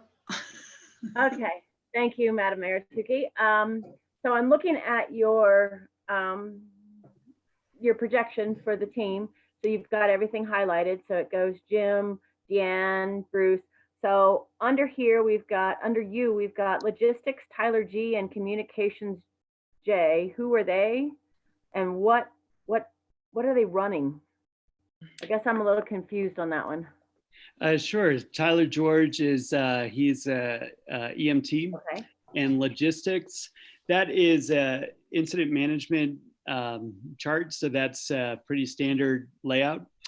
So he is ordering anything that we request. And we are in coordination with the State Emergency Operations Center, which has been opened at its highest level of activation since beginning of March. So a logistics section chief, their job is to order equipment that we need. So Tyler's been responsible for ordering all of the personal protective equipment from the Strategic National Stockpile. And we've been putting in other requests. Those requests may or may not be approved by the state, but we always go through the state first because they'll pay for it. If it's something we really need, then we will figure out a way to get it paid for. Under logistics goes communications. Jay Lance is he's actually training to be an EMT, but he's got good radio experience, and so I appointed him at that, and he's volunteering. Awesome. Okay, yeah, I was just unsure. So at least we put in the orders and they just haven't come through, or at least a lot of it hasn't come through. Thank you for that. Well, actually, most of our Strategic National Stockpile orders have come through, but there's other pieces of equipment that we have requested that the state there's just things that are, we're working on still getting. Testing to be one of them. Yeah. That would have been my next question. Thank you. Yeah. Thank you. That's all I had. I was just curious about that. Thank you. Okay. Thanks, Molly. Trustee Renowden?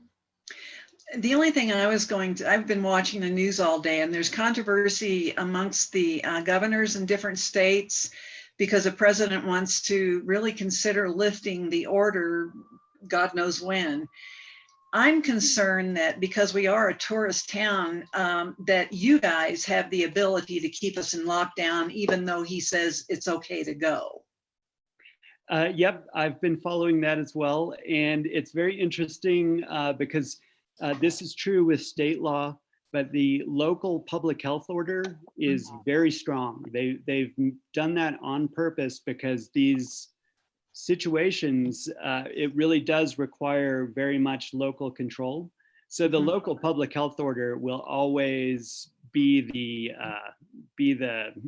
one that wins out. Yeah. And that's actually, we have followed that protocol with how we've been doing it.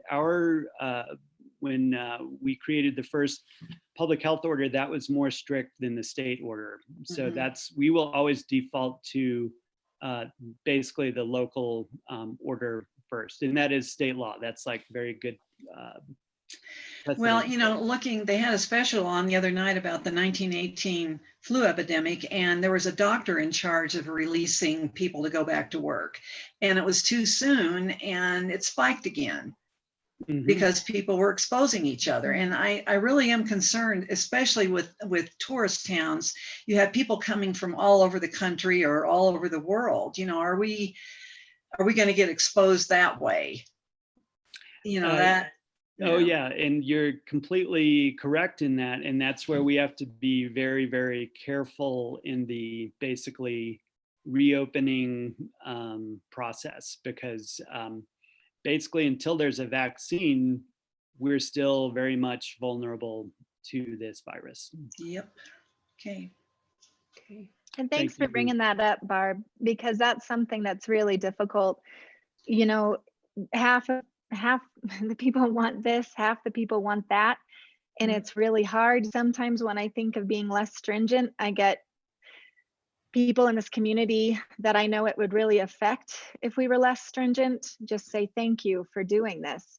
And so it's just really hard to know the right thing to do. And I just appreciate all the feedback that we can get. And then I also appreciate consulting our experts at the state level to ask, does the science support us doing this? And I have a new question out today to the state doctor, the state epidemiologist, you know, asking her some questions about, you know, whether what we're doing is supported by science as well. And so it's just a really tough decision. And every public health order that I've done with people in the community already asking and requesting something to be done. It hasn't definitely not been an independent decision. It's not even been, you know, a small group decision. It's been because the community is asking for it. So thank you for your thoughts.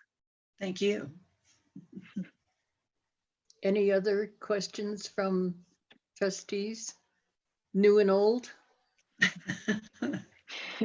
Okay, then are we going to go to questions from Lisa's group?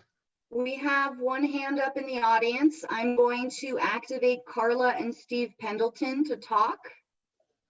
Okay. Carla and Steve, you should be able to speak and be heard now. Okay, this is Carla Pendleton. I'm a resident of Silverton. My husband's joining me on this teleconference, Steve. And we just want to know from our public health officials if there's, are we starting the process of ordering some of the HCQ and Z-Pak dosages to have on hand for our healthcare workers to supply some protection for them, and also to as a treatment for people who might possibly become ill? Hi, you guys. Welcome back. Hi, Becky. Good to see you. Hi. Good to hear you. You guys, not at this time. I mean, if we aren't even able to get the simple swabs from the state, we think it will be some time before we're able to order medication. Our Silverton clinic, if you were to be tested positive with a doctor's order and you needed the Z-Pak, our Silverton clinic carries that if you have a doctor's script, but we're not quite there yet. But I appreciate your forward thinking. So you don't have access to the HCQ, the hydrochloroquine? No, I don't. Okay. All right, and that's not something we can order from our strategic emergency folks. Is that correct, Jim? That is, you know, that is, you can actually get that as a prescription from your doctor, but that's not, the Strategic National Stockpile does have a lot. So, you know, I would have to look at the database for that availability. I would encourage you to do that because, you know, we're under a 14-day quarantine. And so we can't get out to get to a doctor to get a prescription for HCQ. And if we did get out, it would have to be out of town since we have none here. Well, so actually, like Carla, that's a great point. We actually created the quarantine tracker for your situation. So, and I really commend you all if you're, you know, since it sounds like you are now in Silverton, you know, that you are committed to the 14-day quarantine, but we as a community can help you through that. So if you do get any prescription, for any prescription, you do a prescription with your doctor, we can get that delivered to you. We can get groceries to you. We can take your trash out. We really want to help you succeed in the quarantine. Well, how do we, this is Steve Pendleton, how do we get a prescription if we can't go to a doctor? Well, you can call them over the phone. Oh, they will give a prescription over the phone. Okay. They will. And then you could call Becky's office, and then she can get you basically recorded that you all have been here, and then really any you know, any assistance that you need.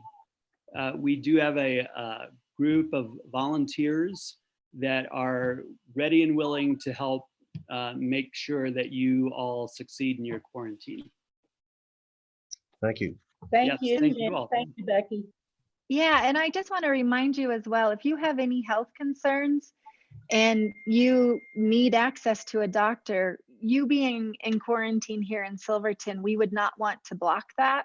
And what we would recommend is first off calling your primary care provider that knows you the best, and then going by what they want you to do. They are doing a lot over telemedicine right now. Your doctor, if you don't have a doctor here, we can also get you, resources. Durango Urgent Care has a telemedicine program right now. And then there's also a Mercy Nurse line.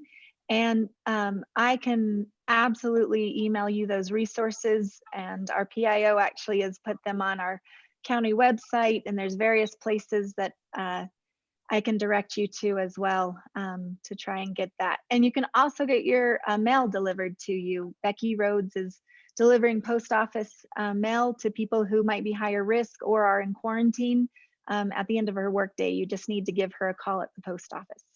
Oh, thank you. Okay, thanks. Yeah, and I hope I see you guys out walking, because it doesn't mean you have to stay in your house. You can go out walking. We've been out walking. Yeah. Oh, great. That's one of the misconceptions out there, is that people can't go out and walk and do things. And we want people to do it as long as it's safe and socially distanced from others, so socially spaced from other people. Is that socially safe from your wife? I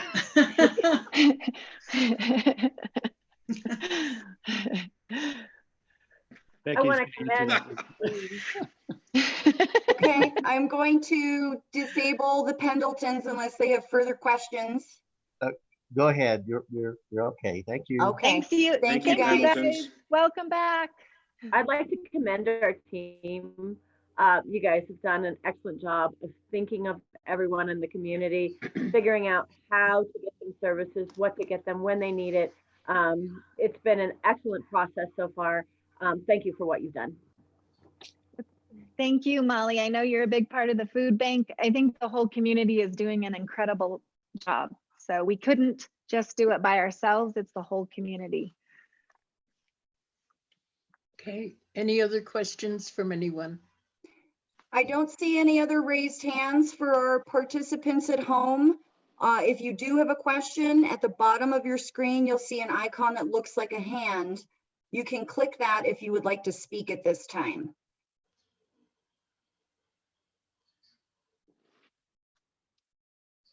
Okay, Not seeing any hands raised, so I think we may be okay to move on. okay.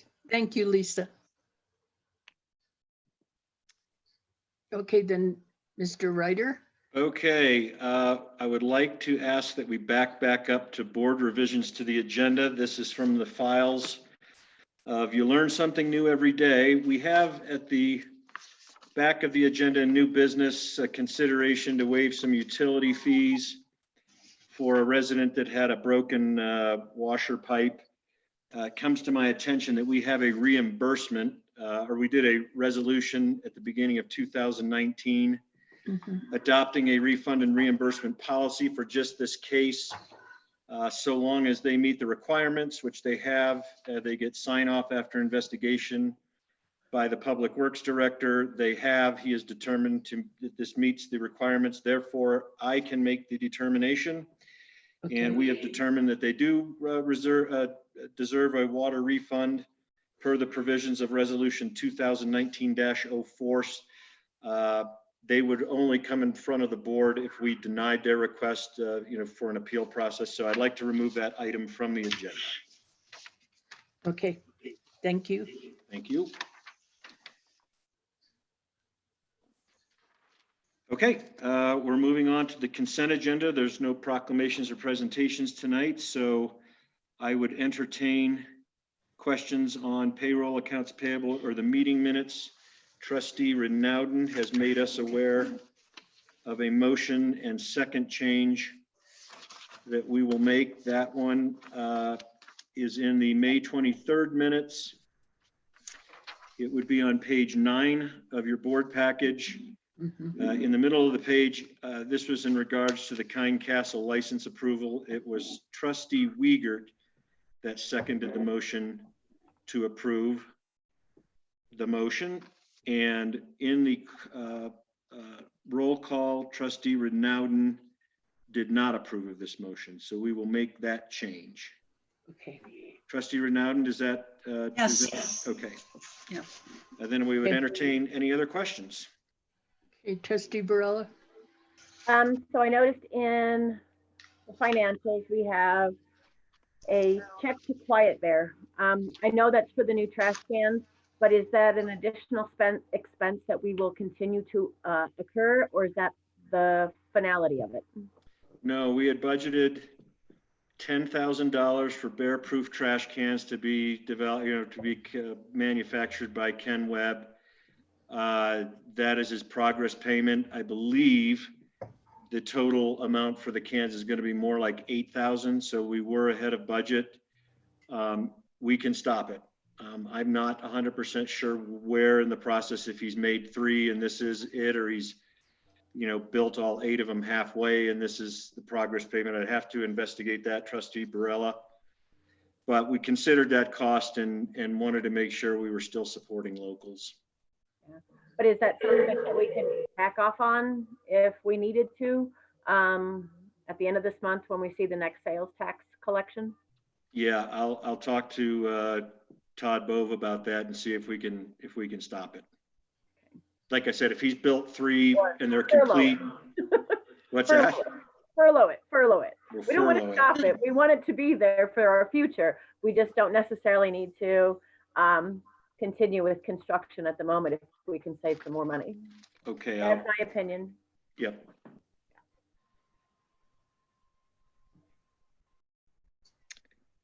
I would entertain any other questions. I'm texting Todd right now. Maybe we can get an answer. Okay. Thank you.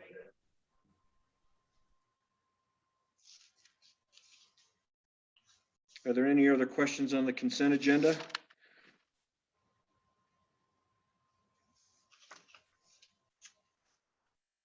With that, I Trustee guess Renowden? I was going to make a motion. I was going to make a motion. I move that we accept the consent agenda with the one correction on the minutes. Okay. Second. And a second from Trustee Barella? Any further discussion from the board? Okay, Kelly, roll call, please. Trustee Barella? Is it working? Sorry. Yes. Trustee Graham? Yes. Trustee Wager? Yes. Trustee Kay? Yes. Trustee Renowden? Yes. Mayor Pro Tem Lashley?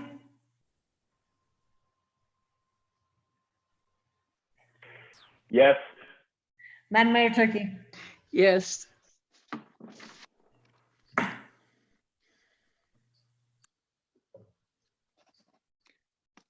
Okay, with that, we'll move on to the outgoing trustee's last shot at a trustee report. Does anybody have anything to report?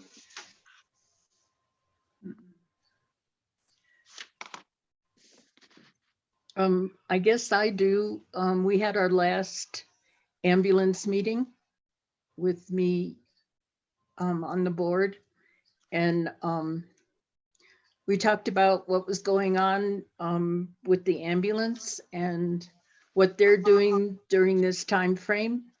And also we kind of went over our budget numbers with Chelsea.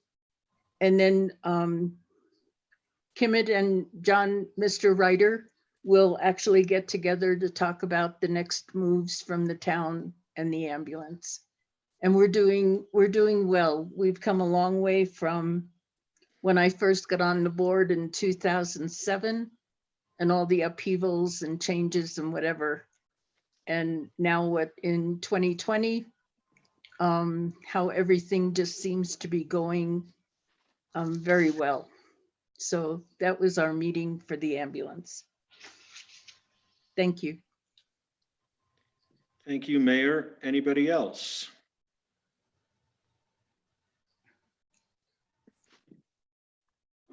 Okay, seeing none. Before we go to the adjourning of the outgoing trustees, I'd just like to read some comments that I put down for the benefit of the outgoing trustees. And then after that, I would gladly open it up to any of the other outgoing or any of the outgoing trustees if they'd like to make any comments. So if it pleases the board, I'll just read a little something I put together. Is that okay? Okay. Okay. Dear Madam Mayor and trustees, first of all, let me express my gratitude for allowing me the opportunity to serve as Silverton's town administrator. The first 9.5 months have been both challenging and unique for me, but there's no place I'd rather be. It has been my absolute pleasure to serve this board and to watch all of you gel into a unified and productive unit serving the best interests of Silverton. Has it been easy? Nope. Have we always agreed on issues and positions? No. But the grace and dignity in which this board has conducted itself is something to be very proud of. As a result, much has been accomplished by this board that will create a lasting legacy. To name a few, you have showed unwavering support for town staff and our efforts. In the past 2 years, you approved the hiring of Lisa Adair, Kelly Fries, and myself to round out an already strong staff. You oversaw the approval or approved the installation of the Memorial Park bridges. You provided leadership and guidance to navigate the many issues that were the result of the 416 fire crisis. You helped approve and guide staff to develop drought contingency planning and implementation of water restrictions ordinance that nearly came into play in fall of 2018. You approved $700,000 of water plant and tank rehabilitations that were much needed. You approved the water security study, approved the development of a wastewater system master plan that outlines the urgent current and future system needs. You approved the engineering effort to develop the plans for the Blair Street streetscape planning project. You helped improve the legal status of Mullis Lake and Kendall Mountain water rights. You assisted in mitigating or guiding us to mitigate the severe winter snowfall in 2019 and authorized staff adjustments to compensate for extreme cost overruns. I might add that in 2019, the budget for the general fund was scheduled to break even, and we wound up with a nearly $240,000 surplus, thanks to your guidance. Perhaps most importantly, this board, through thoughtful leadership, made current and far-reaching decisions that critically impacted the lives of our residents and visitors. In the words of Public Works Director John Seitz, quote, "This is the greatest achievement of this board over the past 2 years," end quote. Created and approved the new liquor licensing authority and developed new rules and regulations to make processing of liquor license more efficient. Adopted the 2019 Silverton Area Trails Plan. Created the Kendall Mountain Recreation Area Master Planning Committee and have supported its efforts throughout. Approved the strategic reduction of town hall administrative staff by allowing administrator to assume the treasurer role and eliminate the deputy clerk position. Kelly and I aren't really that thrilled about that one, but good job. Supported the Historical Society Library grant to develop renovation construction plans for the town library. Those construction plans, paid for by both Historical Society and DOLA grants, are now in place so that when the time comes, we can seamlessly move to actually begin construction. And finally, supported and approved matching dollars of $45,000 for the renovation of the Columbine Park, should we have been successful in getting the grant. We didn't get it this time, but we're going to keep applying until we do. These are only a few of the tremendous accomplishments that this board is responsible for. Despite the current COVID crisis, you leave the town in a much better and an exciting place as the new board takes over. This town will be forever grateful for your hard work and commitment. I thank and salute you all. Thank you. Thank you. Thank you, John. And with that, I would open it up for anybody else if they want to have some parting comments. I would like to, yes, I would like to read a statement that I put together. I want to congratulate Sally, Jim, Jordan, and Jess. Boy, the 3 J's, look at that. Jim, Jordan, Jess, for winning seats on the board. I also want to thank Kevin, Calvin, Judy, and Tricia, who took the time to throw their name in the hat to run. It's important to remember that it's an honor and a privilege to serve the town of Silverton. You must make every effort to attend all meetings with an open mind and to stay informed. Use your mind mind to make decisions, not what other trustees tell you to think. You are trustees for the community and are accountable to them. We trust you to make decisions that will be for the betterment of the community, not for just a few special interest groups. Shane, Mayor-elect Furman, I did not vote for you because I didn't feel you have a full finger or a finger on the entire community because of the short time you've been here in our wonderful little town. However, I congratulate you and hope you can prove me wrong. You, the trustees, have a great town administrator in John Ryder who will lead you through the workings of the town. He understands budgeting and will help you learn how it works. Attend budget meetings. Understand that each of you has the fiduciary responsibility to oversee the budget and how dollars are spent.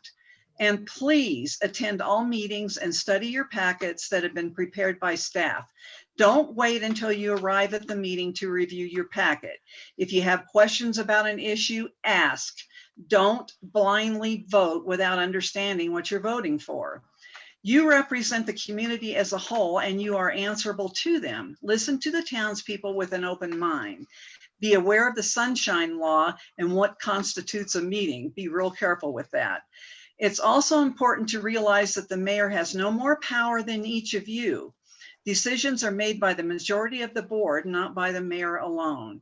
God gave you a brain. You were elected because the people felt you could use that brain for the betterment of the community as a whole. Lastly, this is something I've been harping on ever since we came up with these, whatever they call them, that Chris reads at the beginning of the meeting. I would like to see you open the meetings to the public, which will encourage citizens to become more involved. Listen to the community. Many of them have been around since before you were a twinkle in your father's eye and have much more life experience than you. The mayor controls the meetings and can stop antagonistic citizens from carrying on in an unprofessional way. Thank you and good luck. Thank you, Trustee Renaudin.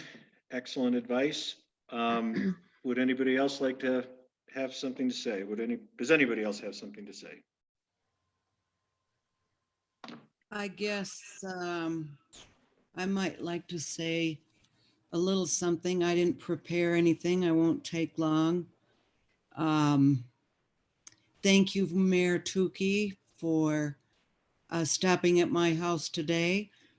I have a present for you, Mr. Ryder, and thank you all. I really have enjoyed this, and it's meant a lot to me to get to know every single person here.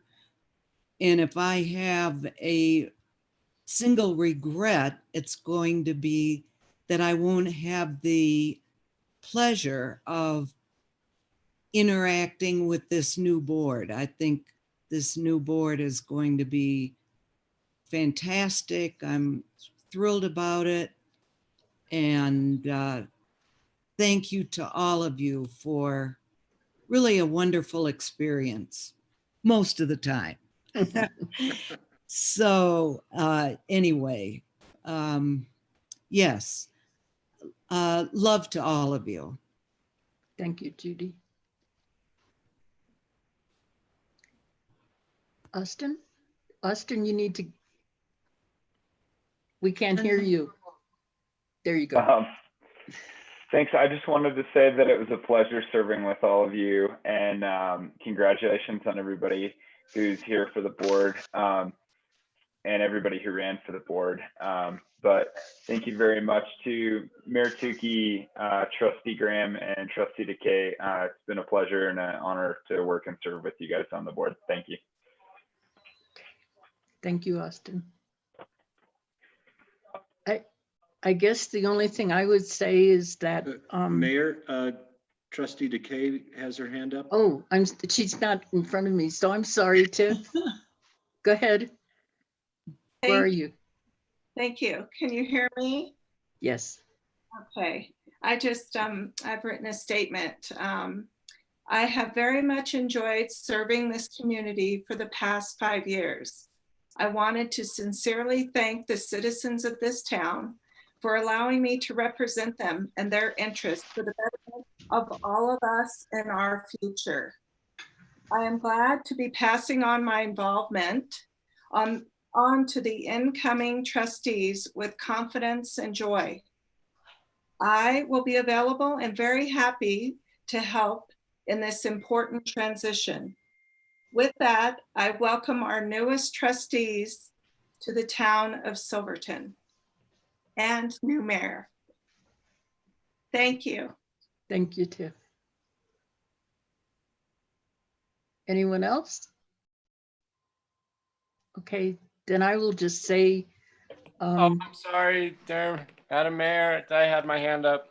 Okay, Jess. Trustee Uyghur, just want to let all the outgoing trustees know it's really been a pleasure working with you guys over the past 4 years, and I want to say congratulations to you on getting some extra free time back in your lives. And I also wanted to say thank you to Madam Mayor for all her hard work over the many, many years that she's been dedicated to the town. And finally, for myself, I'd just like to thank the voters of Silverton for allowing me to represent you for another 2 years.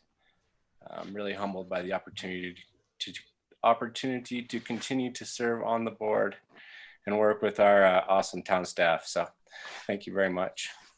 Thank you, Jess. Trustee Barella. All right, and I'd like to thank everyone for their service. Tiffany, Barbara, Judy, and Chris. We've had our rows and they've been good and they've also been productive. So good luck and everything in the future. And always remember, it's okay to agree to disagree. That's right. Okay. Then I guess what I will do is just say to the new board, welcome, go forth and prosper. Don't feel worried or exasperated. It's going to take you a few months, if not a year, to get your feet on the ground and to know what's going on and to learn. And if you leave yourselves open to the learning process, you'll have no trouble.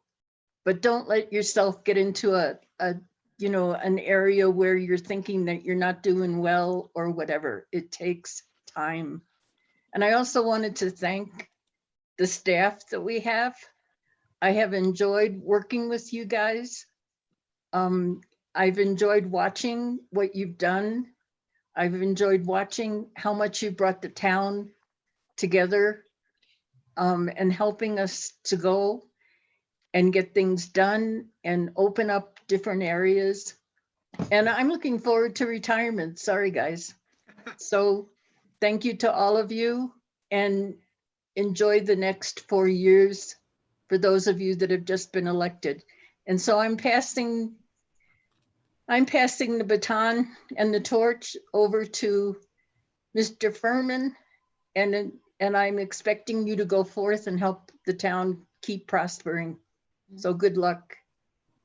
And that's all I have to say. And thank you, John, for hanging in with us, because I know it wasn't easy sometimes.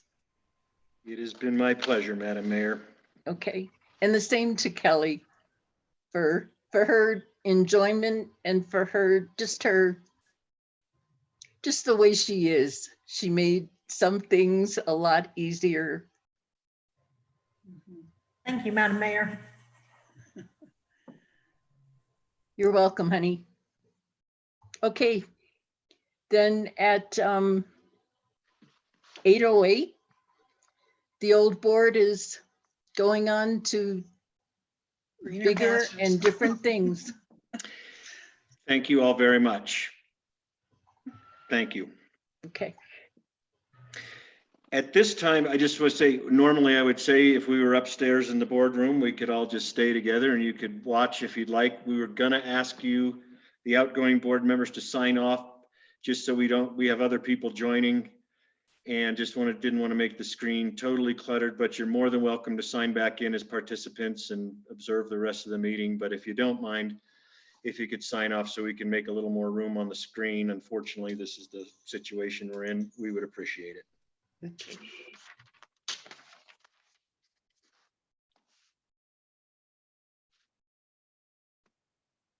Okay.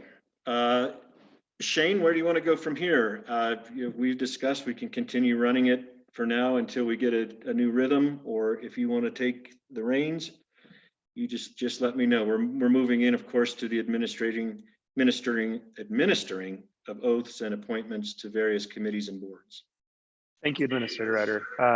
No need to rock the boat. I'm fine with you continuing to read through the agenda. It looks like we're ready to administer oaths with Judge Edwards. Yes, with that, we'll turn it over to Judge Edwards.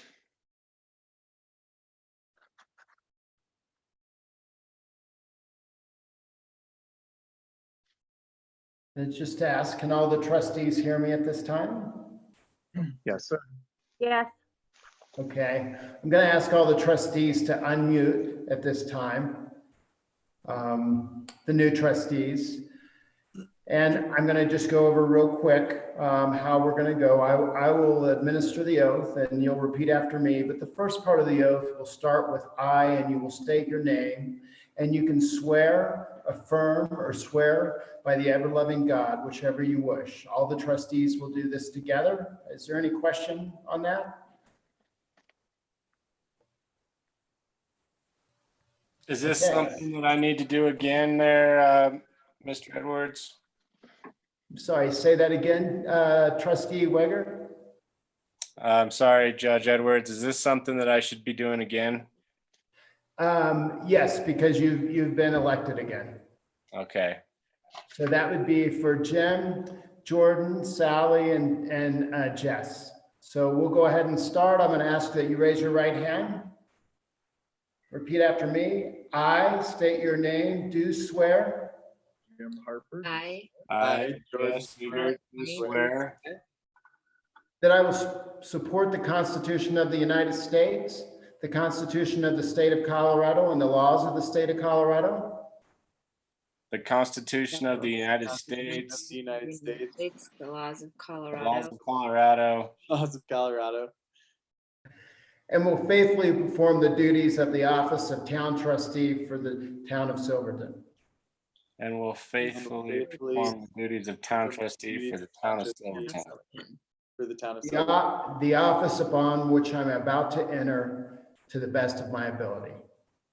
The office for which I'm about to enter for the best of my ability. Congratulations, trustees. Now we'll administer the oath for the new mayor.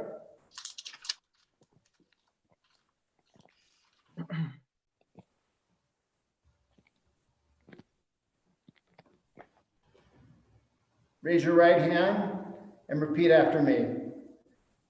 I state your name, do solemnly swear that I will support the Constitution of the United States I, Shane Furman, do solemnly swear that I will support the Constitution of the United States and the Constitution of the State of Colorado and the laws of the State of Colorado, and the Constitution of the State of Colorado and the laws of the State of Colorado, and will faithfully perform the duties of the office of mayor, and will faithfully perform the duties of the office of mayor, upon which I am about to enter, upon which I am about to enter, to the best of my ability. to the best of my ability. Congratulations, Mayor Furman. Thank you, Judge Edwards. Thank you all, and thank all those who participated in our republic. Thank you, Judge Edwards. Congratulations, new trustees and Mr. Mayor. We now will be looking at a variety of appointments to various, we'll be appointing the Mayor Pro Tem first, then various staff members and town support, and we'll move to authorized signers at Citizens Bank and a variety of committees. So why don't we start with the appointment of the Mayor Pro Tem, that is Sally Barney. as she achieved the most votes as trustee in the most recent election. The process will be that one of the board members will make a motion to appoint her as mayor pro tem. A board member will second that motion, and then we will vote via roll call in an open vote. So with that, I would seek a motion to appoint Sally Barney as mayor pro tem of Silverton. So moved. And a second? I will second. Second. I'm putting down Mayor Furman. Kelly, roll call. Okay. Trustee Barella? Yes. Trustee Harper? Yes. Trustee Weigert? Yes. Trustee Beardmore? Yes. Trustee Lashley? Yes. Mayor Pro Tem Barney? Yes. Mayor Furman? Yes. Thank you. That is unanimous. The next appointment will be for me, John Ryder, as the town administrator / treasurer. I would like to make a motion to appoint John Ryder as town administrator / treasurer. Second. Second. Who was the second? Trustee Barella. Kelly, roll call.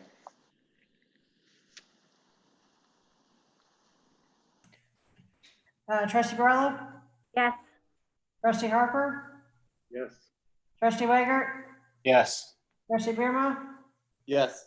Trustee Lashley? Yes. Mayor Pro Tem Barney? Yes. Mayor Furman? Yes. Thank you. The next position is Anthony Edwards as municipal judge. I'll make a motion to appoint Anthony Edwards as Silverton's municipal judge. Second. Yes. Who did we have as a second? Molly? Trustee Barella? Thank you. Roll call. Okay. Trustee Barella? Yes. Trustee Harper? Yes. Trustee Weigert? Yes. Trustee Beardmore? Yes. Trustee Lashley? Yes. Mayor Pro Tem Barney? Yes. Mayor Furman? Yes. Thank you. The next position is Kelly Freeze for municipal clerk. So I'll moved. make thank you, Molly. Trustee Barella. Second. Kelly, roll call. Trustee Barella? Yes. Trustee Harper? Yes. Trustee Weigert? Yes. Trustee Beardmore? Yes. Trustee Lashley? Yes. Mayor Pro Tem Barney? Yes. Mayor Furman? Yes. Thank you. Our next position is municipal court clerk, which is also Kelly Freeze. I so move. Gotta be fast. We have Shane as the move. I'll second.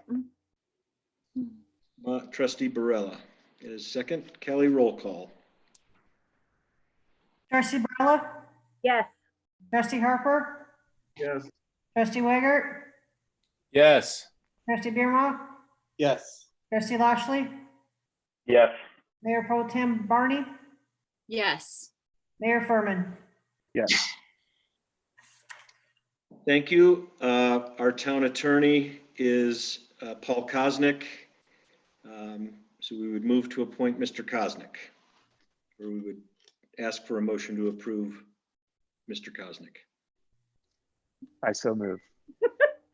Second. Kelly, roll call. Barella? Yes. Trustee Harper? Yes. Trustee Weigert?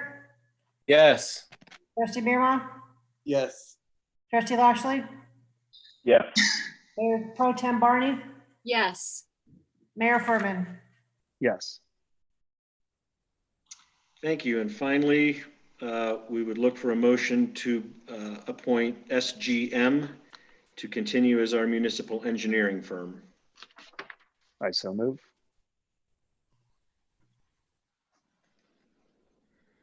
Somebody else, come on. Second. There you go, good job. Kelly, roll call. Trustee Barella. Yes. Trustee Harper. Yes. Trustee Waggert. Yes. Trustee Bierma. Yes. Trustee Lashley. Yes. Mayor Pro Tem Barney. Yes. Mayor Furman. Yes. Thank you. Our next item is to appoint authorized signers at Citizen State Bank. This is our main checking account of which all funds are dispersed. We have typically had 2 trustees and or the mayor. We've had 2 board members. When I first signed as the town administrator, I was asked if I wanted to also be a check signer. At that point, I said, why don't we just leave it with the board? It doesn't create too often, administrative problems. Just trying to track down board members to sign checks is mainly the function. But at this point, if it's convenient, if it's desirable, I would consider, being a 3rd signer. Mayor Furman and I had talked about it and leave it to board discretion. But if you wanted to, we would need to pick 2 board members to be signers at a minimum. And if you wanted to add the town administrator, I'd be happy to do that as well. Do we have any volunteers that would like to be signers? So Thank you, just to Trustee give some Barella. context, the main responsibility is every 2 weeks, we do a check run. So we track you down. Typically at a board meeting, we approve the consent agenda, which has the list of checks being written for that particular board meeting. We bring the checks to the board meeting. So most of the time it's being done within the time frame of a board meeting, but on occasion we'll need to track the 2 signers down to get an oddball check signed that has become urgent for some reason. So that's kind of the job at hand. Trustee Harper, did you raise your hand as well, or is this falling on my shoulders? I'll be more than happy to volunteer. Then I will make a motion to appoint Trustee Barella and Trustee Harper along with Administrator Ryder as signers for the Citizen State Bank account. Can I get a second? Yeah, I'll second that. Okay, Kelly, roll call, please. Trustee Barella. Yes. Trustee Harper. Yes. Trustee Waggert. Yes. Trustee Bierma. Yes. Trustee Lashley. Yes. Mayor Pro Tem Barney. Yes. Mayor Furman. Yes. And I'll now make a motion to remove former Trustee Renaudin, former Trustee Decay, as well as former Mayor Tukey from that same Citizen State Bank account as signers. Second. Kelly, roll call. Trustee Barella. Yes. Trustee Harper. Yes. Trustee Waggert. Yes. Trustee Bierma. Yes. Trustee Lashley. Yes. Mayor Pro Tem Barney. Yes. Mayor Furman. Yes. Okay, that concludes our appointments. At this time, I will turn it over to Mayor Furman for a discussion and appointment of trustees to various boards and committees. Administrator Ryder and Mayor Furman, may I just interject and request that whether it be now or later, if the board could allow me to appoint Scott Jackson again, if he will agree to it as the alternative judge, if there's a conflict or if I can't sit in. Thanks for the reminder. Thank you, Judge Edwards. So Judge Jackson has been the stand-in for some years, as I understand it. So we can certainly entertain a motion to consider approval of Judge Jackson as the alternative to municipal judge. I move to consider Judge Jackson as the alternative to municipal judge in the event of a conflict or other absence by Judge Edwards. Second. Kelly, a roll call, please. Trustee Barella? Yes. Trustee Harper? Yes. Trustee Wiegert? Yes. Trustee Bierma? Yes. Trustee Lashley? Yes. Mayor Pro Tem Barney? Yes. Mayor Furman? Yes. Okay, thank you, Judge Edwards, for that reminder. And I believe now we can move on to the discussion and appointment to various committees and boards. With that, I'll turn it to Mayor Furman. So we have a variety of committees, boards, commissions, and other appointments that trustees participate in. It seems that we've followed a process in the past where the mayor would appoint these committees, whereas from some sleuthing that Trustee Barella did in the code, it turns out that this is done as an entire trustee board. And in order to remain compliant with the code, but give us an opportunity to have a work session to discuss these appointments, I've shared a spreadsheet with interim appointments with Administrator Ryder that I would request we could follow until we have the opportunity to have a work session, hopefully in the next 2 weeks, to make some of these decisions about who will serve on which boards, commissions, and committees, so that we have an alignment of expertise and interest with those committees themselves. And I guess I would ask for your support in these interim appointments that really would just be utilized in the event that there's some type of emergency meeting of one of these committees during this period between today and when we are able to make these more formal appointments permanently. And I'd open that up for discussion or questions or thoughts. Well, I would like to say thank you for following the actual town code, which is what's written. I'm more than okay to stick with interims. I don't have the list. I don't know if that came to us. I don't have it in front of me. And if I did, I don't see it. So I can read through it very quickly. That'll be tough because it's more than a dozen appointments. Mayor Furman, do you want? I can send this over to Lisa Branner and she could put it up on the screen. Sure, that'd be great. Just give me a moment.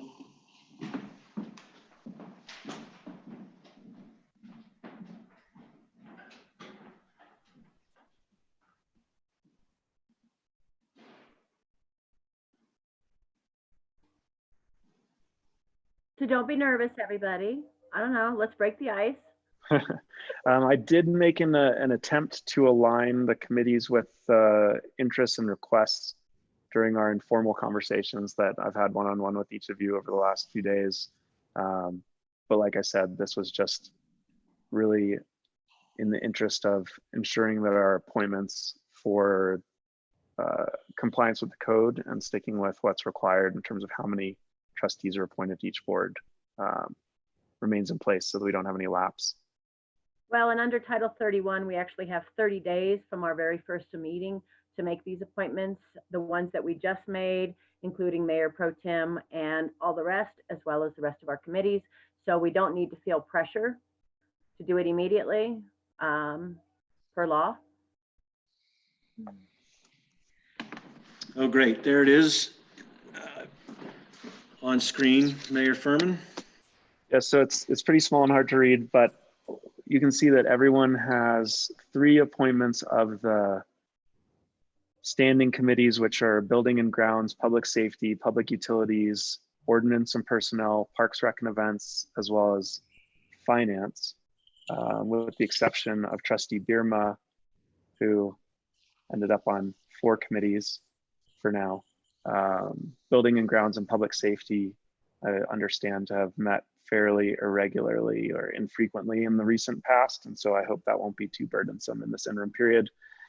And then we also have appointments with boards and commissions, which include the library board, where we appoint 1, cemetery 1, planning commission 2, zoning board of adjustments 2, which cannot be the same as those on the planning commission, Kendall committee 1, historic review board 1, and then we typically have a representative, which is sometimes staff or trustees with Region 9, San Juan Development Association, the Ambulance Board, Chamber of Commerce, Silverton stakeholders, the Four Corners Office for Resource Efficiency, and then there's 2 other entities that we have had representation on in the past, which include Southwest Council of Governments and Mountain Studies Institute. And it seemed that there were so many different committees and so many variations of splitting this up that it would be best to talk with as a group during a work session about what each of these roles entail, what the committee's responsibilities are, what the current agenda items and goals are for those committees, and then figure out how best to assign the roles. So if it's all right with everyone, I would request that we approve this temporarily and schedule a work session to go through this more thoroughly. Is the COG, is that the Southwest Council of Government? Is that supposed to be the COG? Correct. Okay. Never seen it abbreviated that way. Okay.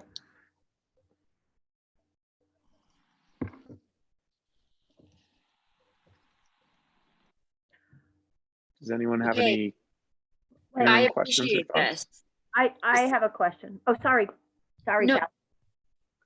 I can't see everyone with the shared screen. Sorry, Trustee Barella.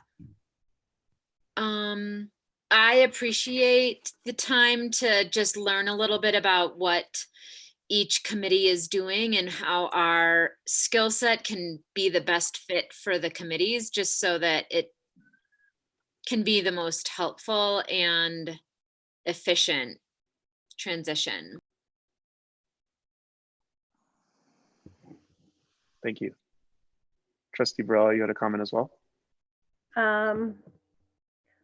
It says boards and commissions, Kendall 1. I'm trying to, I can't. So that was the Kendall Mountain Recreation Center Master Planning Committee that I shortened to just Kendall. Okay. Oh, that's so tiny. It's sorry, I can't hardly see as it is with these old eyes, but yeah, I'm okay with the temporary appointment. As long as it goes to a work session and we all actually discuss it. Yep. So do we, Administrator Ryder, need a motion to approve these interim appointments? And can we do it as one entire group? Yes. We do need a motion and we should approve it. Make sure you mention the word interim and, maybe reference the spreadsheet that has been circulated, and I'll make sure it's included in the minutes. I'll make a motion to appoint the Board of Trustees to the standing interim committees as presented in the spreadsheet. We have Trustee Lashley motioning.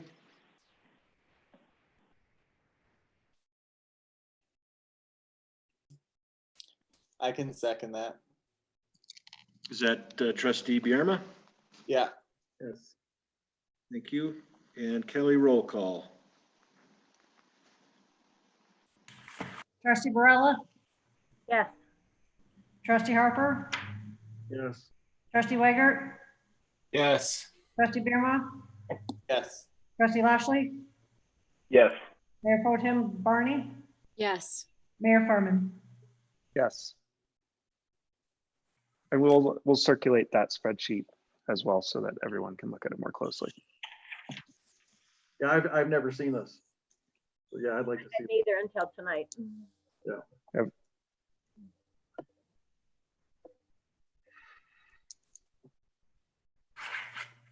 Okay, next on the agenda is staff reports.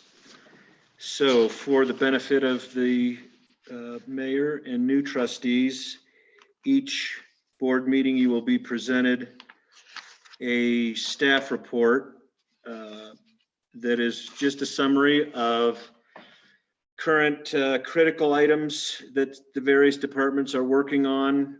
Some things are routine and will be in here on an ongoing basis. Over time, we've tried to pare these down.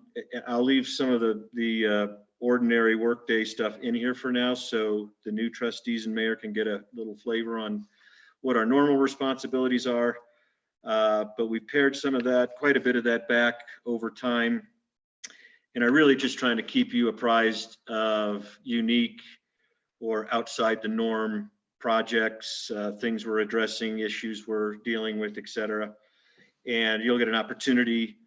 Normally we're putting this board package out on Wednesday by end of day. Sometimes it's a little earlier, sometimes a little later, depending on what's going in the package. Oh no. And anything you might have seen. And so with that, I'll open it up to any questions. Trustee Barilla. All right, so under John and Kelly, we've got consulted with Lisa Branner regarding facility rental refund policy in light of reservation cancellations. What was the consensus in reference to that? The consensus is try to, so we're dealing as an experiment with 4 weddings that are scheduled for June. The total facility rental for those 4 weddings combined would be something like $6,750. Lisa, feel free to correct me if any of my comments or numbers are wrong. Lisa's circulating back with the 4 weddings. The first goal is to keep them and say, can we schedule you for an alternative date, or can we put you on a list to be considered for an alternative date? Weddings, some of them take months and months and months, as we all know, to plan. With the COVID scare and crisis, it's possible, we lose some in August and September even, just because of the uncertainty. So our first goal would be to keep the weddings that were planned in June and hopefully be able to reschedule them for later in the year. If that's not possible, we're asking that they keep their reservation deposit, which is 10% of the facility rental, with the town, and that we will attempt to schedule them in 2021 or keep them on some kind of a priority list for 2021. So long as they leave their deposit money with the town, we'll try to accommodate them. Last, I've authorized Lisa, if they're saying balking at any of that, to offer a 10% discount on their facility rental, so long as obviously they rebook with us at a future date, but to use that as an enticement again to keep the reservation money, and more importantly, keep them interested in Silverton and hopefully coming back at a future date. So that's the standing experimental policy that we wanted to try before we brought, any kind of official board approved change in policy, just to see what reaction is with these first 4, just to see what they're interested in, just, to gauge their interest in leaving reservation money and staying on the hook for a potential new date in the future when possible.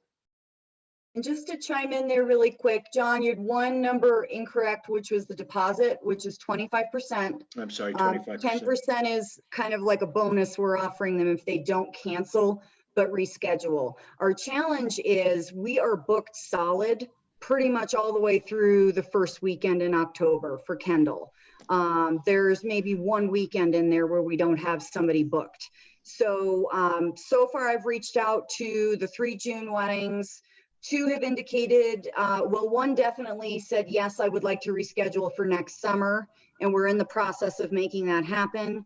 Another wanted to hold off for a few more weeks before making a decision. And I'm still waiting to hear back from the other, but it was becoming critical that we deal with this from a customer service standpoint, because I've been getting inquiries from all of these brides and their mothers, and they're starting to kind of freak out. A wedding is a big deal.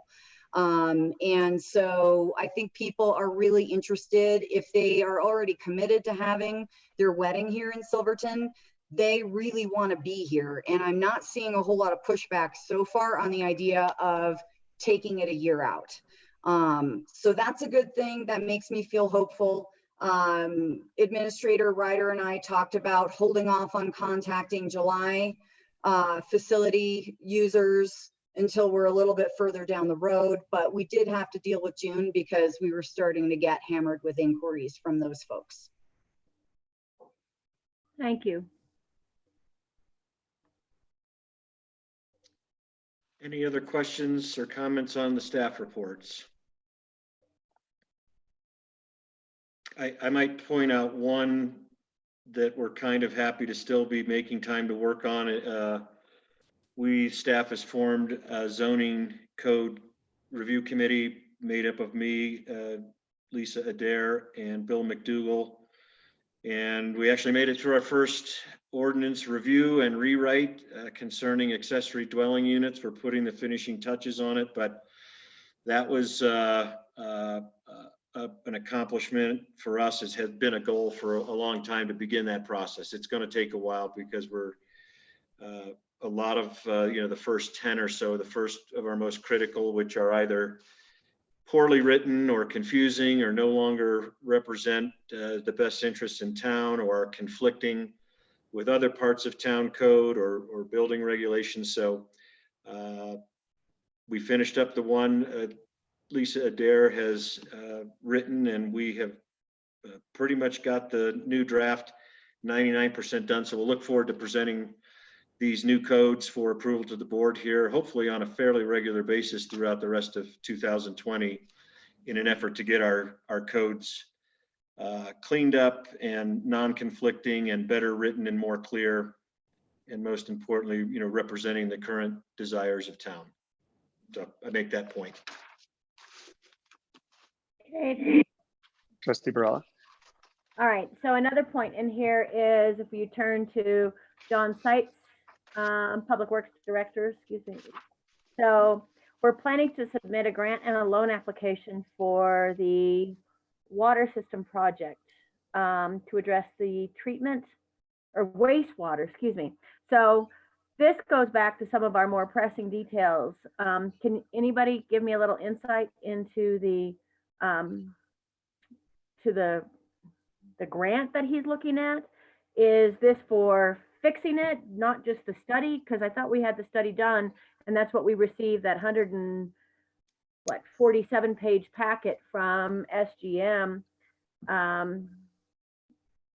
Do we know about that? Is Mr. Seitz? Yeah, John's on the line and has his hand raised if you'd like me to activate him. Yeah, I'll give a little flavor. We did complete the engineering study, which gave us a document that is kind of the master plan for moving forward with, not only repairing the existing lagoon system, but framing the repairs of our collection system in phases, and then ultimately a new treatment plant. I'm going to let John speak to this, but he was successful through talking to DOLA and the state, who directed us to the USDA. As it turns out, the USDA is sitting on a pool of funds as great as it has ever seen, and they are under strict orders to deploy those funds. So I'll turn it over to Director Seitz, but he is now accelerating the potential of grant applications to make use of USDA either low interest or grant funding to address some of our most significant wastewater treatment plant issue or wastewater treatment system issues, far quicker than we may have otherwise had. And USDA is fast tracking these applications under the direct order of probably the president himself. So with that, I'll turn it over to John.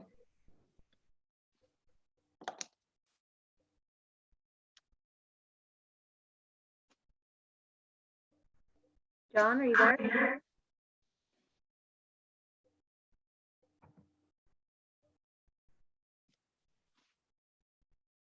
He is unmuted. I'm not sure why his sound isn't working.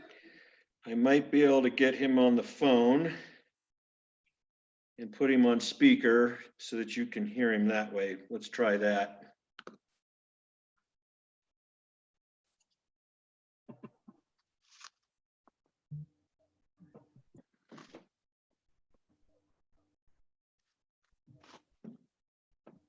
So I'm going to put you on speaker on my phone, and they should be able to hear you through my computer, okay? So here we're going live. You hear me? Yes. Okay, can everybody hear John? You're good, bud. Hey guys, Administrator Ryder pretty well summarized it. I know the audio is horrible, but we are actively pursuing grants and loans for the wastewater system. And I will expand upon that in my next written report. Can you just give a quick heads up on what you think the potential loan values, grant values are? So the question is, can you expand on what you think the grant and loan numbers are going to be? We would like to do about a $4 million project with potential grant of over $3 million. That would be tremendous, John. Just amazing if we could get that much. Yeah, I might further that John is earmarked, John, correct me if I'm wrong, maybe $3.5 million for the collection system problems that we have that really are the first step in addressing our system as a whole. And then some money earmarked to upgrade and, well, not upgrade necessarily, but repair the lagoon system so that it can get back to near full efficient operation while we address the need for a future wastewater plant. Is that fair, John? Yes. Amazing work. Yeah, John's been on this since the beginning of the year and was fully prepared to react quickly when the USDA word came out that they are looking to deploy funds immediately. So we'll keep you up to speed, obviously, on that as we navigate the process.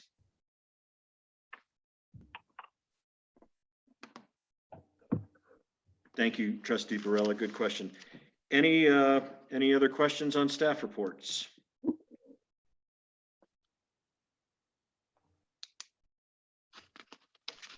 Okay, with that, we'll move on to the next item in our agenda. Lisa, if you could bring Michelle in.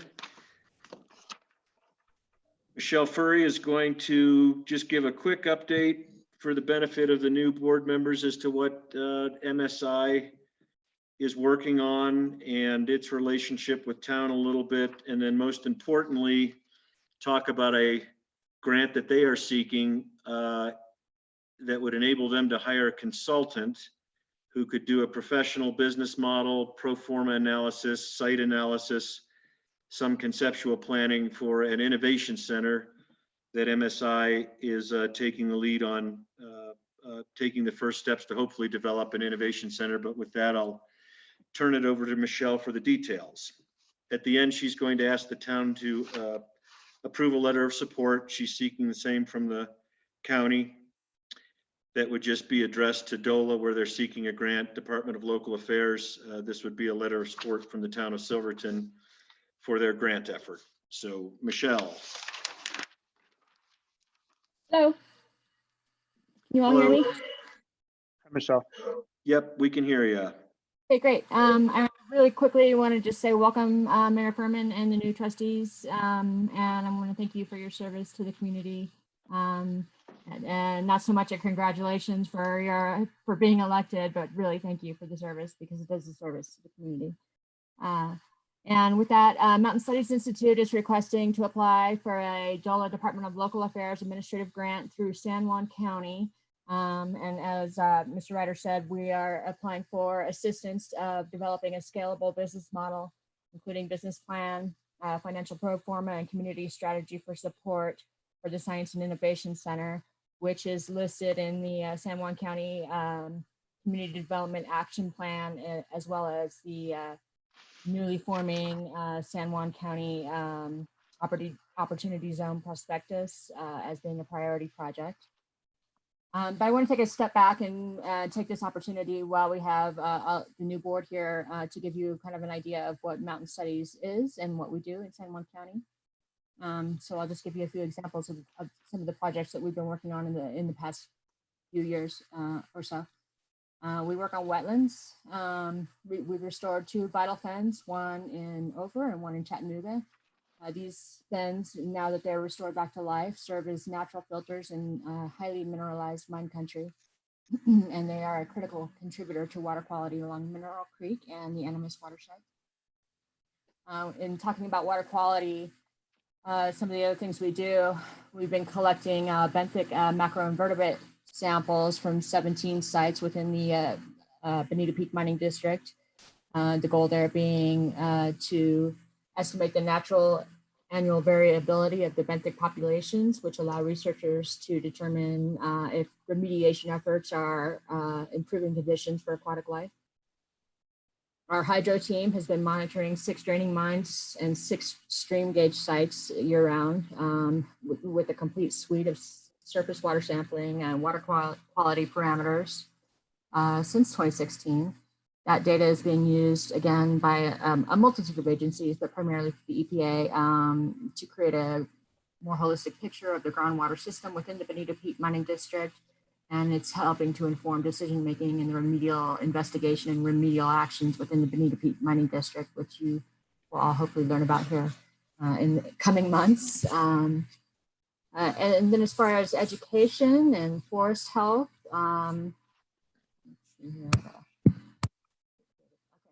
MSI supports Silverton School, which we've been doing through the annual science fair program by mentoring and assisting with project development, really walking children through the scientific method, data collection and analysis and presentation. We support STEM activities in the summer months through monitoring of forest plots, post-416 fire studies, beetle infestation impacts, wetlands monitoring, the fen restoration volunteer days, and citizen science initiatives such as bighorn sheep and pika monitoring.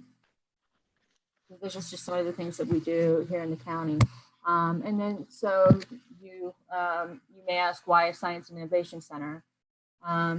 A Silverton Science and Innovation Center would help diversify the economy, providing local jobs, temporary housing, classrooms, lab and presentation space for visiting academia, industry and regulators, and it supports the requests of Governor Hickenlooper and the trustees and commissioners of Silverton and San Juan County by providing research and testing abilities through a multi-use facility and supporting innovation in the remediation of the Bonita Peak Mining District.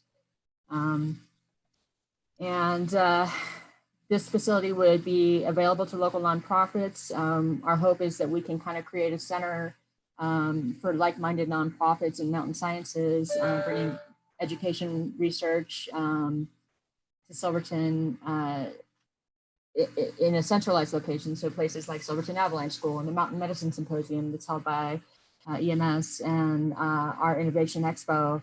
All of these things have a common theme to them, and we're all looking for the same sort of spaces as far as classroom, presentation, dormitory style housing, services that we'll need here in town.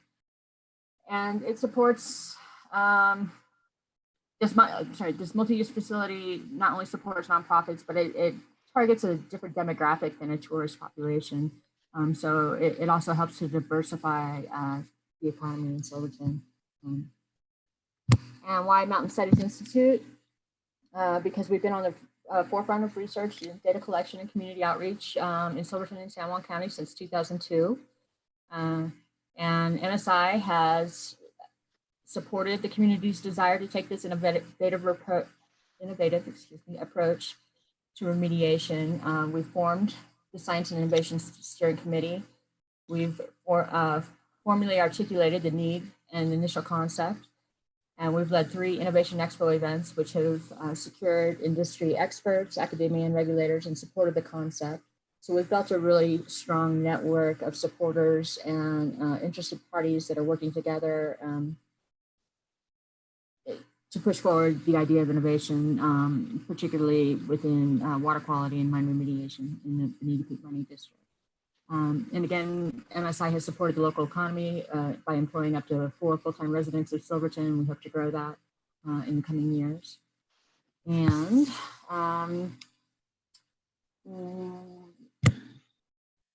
I want to mention to you what we have coming in 2020, but before I do that, again, what I'm asking from the town board this evening is a letter of support.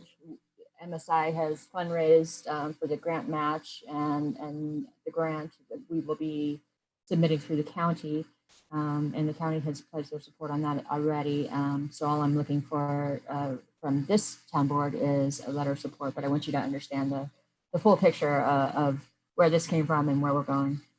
So if you have any questions now, would be the time. Trustee Barella. Okay, I'm looking at your Silverton Science and Innovation Center concept picture inside the packet, and you've got an arrow to a space.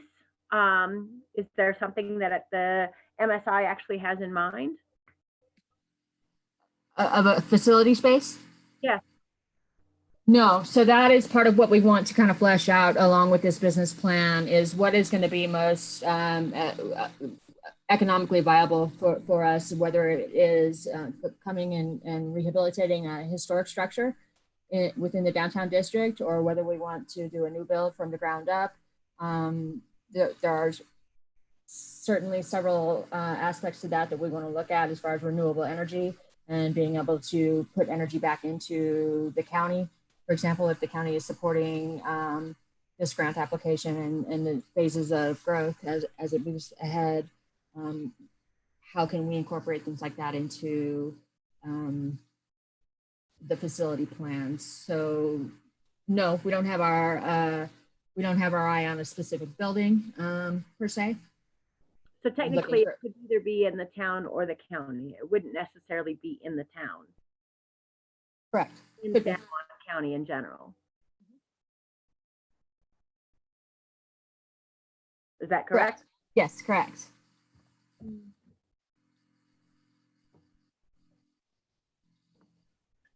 Trustee Wiegert. Thank you, Mr. Mayor. I'd like to thank Michelle for coming by and giving us a presentation. And I think that this idea is something that can really serve Silverton in an excellent way. Having some sort of an education space other than the school is something that I've been a proponent of over the last couple of years. I've floated the idea of trying to get the modular building that we picked up as a replacement for the library for construction. If we could get that modular building fixed up as an education center, but I like the idea that Mountain Studies Institute has brought to the table here tonight. And I think exactly like you said, Michelle, this is a good opportunity for Silverton to diversify a little bit and try to bring in some revenue from a place that we wouldn't normally count on in a tourist type economy. Michelle, is there a target timeline that MSI has for identifying the location and building out this facility? Yes, I put on the application that what we would hope to have from a consultant is anywhere from a 6 to 9 month window to have that completed, including a facility assessment. And we'd love to do it sooner. Just with the world situation, it's really difficult. But we have done a lot of the legwork already. As far as a business model and the conceptual plan, which was included in the application there that Trustee Barella just referenced. So I think it could go fairly quickly. It's really fine tuning some details. Wonderful. Trustee Barney. Thank you, Mayor. I may have missed this somehow in the materials, so I'm sorry if I'm asking a repetitive question. Michelle, I'm wondering what kind of funding you have in place for the facility after the planning stages. How does that look? Sure. So first of all, for the planning stages, we have secured the funding, like I said, to be able to provide the match ourselves against Department of Local Affairs, DOLA. We also have been saving and fundraising for many years and do hold a nest egg of around $150,000 that we can put down towards granting and a larger fundraising plan to actually make a capital purchase. Should that be the direction we go, or if we need to rehabilitate an historic structure within town? Trustee Lashley. Thank you, Mr. Mayor. I just wanted to say that, I mean, MSI is a great organization that's been in our community for a long time now. I'd say going on like 3 or 4 decades. And this has been something that I know that I've heard talked about in my tenure here for 10 years and at least for another 10 years before that. So I just want to congratulate you guys on moving forward with this and tell you that I'm in full support. Trustee Barilla. Trustee Lashley. I'm interested to understand what Telluride Venture Accelerator has to do. I mean, it says obviously it's for an event. Is this something that is going to be like a partnership relationship? It's not very clear with what's going on with that. Yeah, so that speaks to our 2020 that I wanted to kind of give you a heads up on. This year, we are partnered with Telluride Venture Accelerator, as well as Newmont Corporation, which is a very large gold mining corporation. Together, we have applied for a Department of Commerce EDA grant, which is a federal EDA grant. Sorry, are you saying EDA or PDA? I can't quite understand. Economic Development. Oh, EDA. EDA. Okay, thank you. And through that, Telluride Venture Accelerators partnered also with Techstars, which is another accelerator company in Colorado here. And we will be putting on a boot camp program in replace of the Innovation Expo. So what we're doing is sort of shifting the format of how we present the expo. Like I said, we built this nice network and base of both innovative startups, entrepreneurs that are looking to start, seek funding for their new technologies, and corporations that are looking for those new technologies, and the regulators in between have all come together and really culminated over the last 3 years in the Innovation Expo. So we're taking that concept and now moving it to the boot camp phase, and hoping to bridge the gap from innovation to commercialization. And so this boot camp will include support and mentoring, covering business concepts, patents, liability issues, permitting, and access to capital. This will happen around mid-September. We are in the planning stages of that. It's set to happen in Silverton. And, you know, again, depending on what the situation is, we're ready to be able to pivot. That's one of the great things about MSI is we are very much a person oriented organization. We do so much face-to-face, in the field, hands-on training and teaching. And so this situation with COVID has really put us in a situation where we've had to learn quickly and learn to pivot, and have really been able to adjust to do that well. And so we've moved a lot of things to a virtual format. Tomorrow night, you can all watch the Fire Learning Series, which will be the 3rd in this series on a Facebook Live. I don't know what you call that, podcast of sorts. Anyway, we have a lot of different examples of how we're doing that. So we're prepared to be able to move this boot camp to a virtual format. Otherwise, it will be held in a physical format in Silverton around September. And that will be on the forefront of the San Juan Mining and Reclamation Conference, which this year was slated to be held in San Miguel County. It moves watersheds each year. So it was in San Miguel watershed. That would have been in Telluride this year. Upcurrently, again, we're partnered with San Miguel Watershed Coalition, the Uncompahgre Watershed Coalition, Headwaters Alliance, Beer to Clear, and some other agencies for the San Juan Mining and Reclamation Conference. And again, we're pivoting that and moving it to an online virtual format.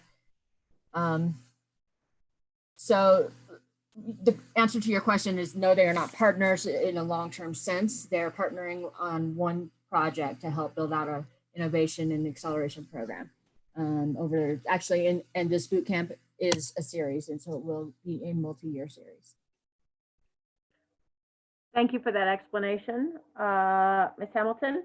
And I'm really glad to see that we have potentially a large center, whether it be from MSI, whether it be from the school, whether we get partnership organizations involved, anything to diversify our economy, to create something like this has been on our books for at least the last 2 to 3 years as far as getting something built. So I'm glad to see it's actually kind of moving forward. Thank you. Thank you, and thanks for the support. I appreciate it. I'm hearing a good amount of support. Trustee Harper or Trustee Bierma, would you like to ask any questions before we move to a decision? I don't have any additional questions, but I totally support it. This is definitely the type of development that I find really interesting and think would be awesome for Silverton. And yeah, no additional questions right now. Trustee Harper? No additional questions, but what I will say is that worked with MSI for many years, and they do a lot of good work. Fantastic. Forward. I agree as well. MSI is a great partner organization for Silverton, and I look forward to supporting them. I did have some grammatical revisions to the letter that we're looking at to approve that I sent to Administrator Ryder ahead of time. So I'd ask that when we do make the motion to approve the letter, it is the letter as revised. There were no substantive changes that changed the significance of the letter. And I did talk to Michelle about those. She accepted, and I have the revised letter prepared for signature should it be approved. Wonderful.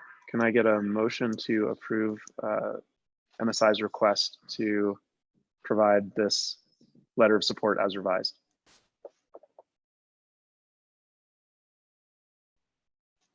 Sorry, I'll make that motion to approve the letter of support for MSI. I'll second. Thank you. Kelly, can we have a roll call? I can find my mouse here. Trustee Barella. Yes. Trustee Harper. Yes. Trustee Weigert. Yes. Trustee Bierma. Yes. Trustee Lashley. Yes. Mayor Pro Tem Barney. Yes. Mayor Furman. Yes. All right. Thank you so much, Michelle. We'll get that signed for you and over to you as soon as possible. All right, thank you very much for your support, and I look forward to working with you more in the future. Glad to have you all on board. Thank you. Okay. So, yeah, go ahead, Mayor Furman. thank you. So I would like to request that we look at our schedules to put down a work session on the books, which I propose includes, in addition to the reviewing and appointments of the committees, boards, and commissions, I would also like to have this work session to discuss the openings of meetings, protocols, trustee report, and committee report format. And Paul Kosnick, our town attorney, also requested that we include a best practices workshop at some point in the next month. Those don't all have to happen in the same workshop. That could be a lot, but that's what I'd like to see us schedule. Yes, Trustee Brella? We also need to make the new incoming trustees aware of, I don't know if you guys got the document, but we had, through a series of meetings, retreats and so on, we actually created a 30,000 foot kind of document that says what our goals will be and what we came up as a common goal for town, how to work towards it. So I don't know if you've been provided with that information as new trustees, but that's something that we need to go over again. It's a revisable document.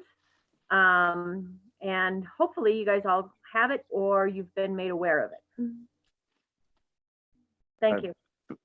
Thank you. I have seen that. I don't think that all of the new trustees have seen that, and I think that's a great suggestion. Trustee Weigert. Thank you, Mr. Mayor. Just like to point out that in the past, once we've had these new trustees on the board, we've ended up with some sort of a weekend retreat, we've called it in the past, where we basically take a day where we get to know everybody. And then that's when we go over a lot of that stuff you were talking about there, Mayor Furman, about best practices for town representatives and all that. That's when we would normally discuss that kind of stuff. So I don't know if that's something, Administrator Ryder, that we could work towards scheduling coming up here within the next month or something. But in the past, I found that really helpful, especially for new people coming to the board. Yeah, I think the only thing prohibiting that for the moment would be social distancing and that requirement. Do we wait a little longer to see if we can clear out of the COVID thing and actually get together in person? But once that's, I'll let you guys discuss it. We can make anything happen as far as getting together, but it would seem to me like, the preference might be to wait a little bit just so we could possibly get together in person, but if not, we can do it virtually. Okay, I guess my thoughts are that all those things that you had then just mentioned there, Mayor Furman, are probably more than we could tackle in some 2 to 3 hour, work session. I think it's going to take a little bit more than that, personally. Agreed. What if we split this up to have the committee reviews, since I think those are somewhat urgent, as well as the town attorney's best practice workshop in the initial set of meetings? Yes, Trustee Barella. Oh, sorry. I just want to make sure sure. that the documentation of our overall goals are given to the newest board as soon as possible, because that helps put some of the other things that Trustee Wiegert is talking about into perspective. Because we have worked on them so much that the retreat, regardless of who we have run it, Patrick Rondinelli did an amazing job for free. Let's put that into context, versus paying the other gentleman, David Marvin, which cost us about $2,000 for a day. So if we can put that into context and try to get some of these out of the way first and foremost, the ones that need to have decisions made within 30 days, the committee appointments, and then move into potential retreats, and just give you the document ahead of time, so that way we're all on the same page.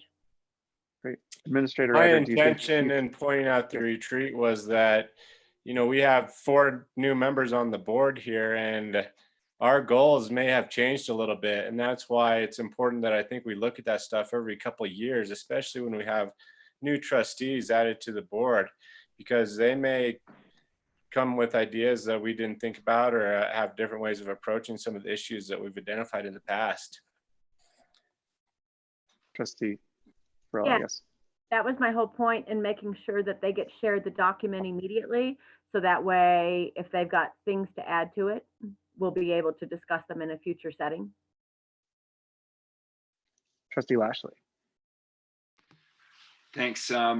I think that the best practices thing, if we can get in touch with Patrick Rondinelli, just as Trustee Barella brought up, he did a really great job, and it didn't cost the town anything to kind of get everybody in the swing of what it is to be on town board. And I know it's really difficult with the COVID thing to maybe pin him down, but maybe we could actually get him easier for that best practices workshop if we're able to do it virtually. That might actually expedite being able to get him.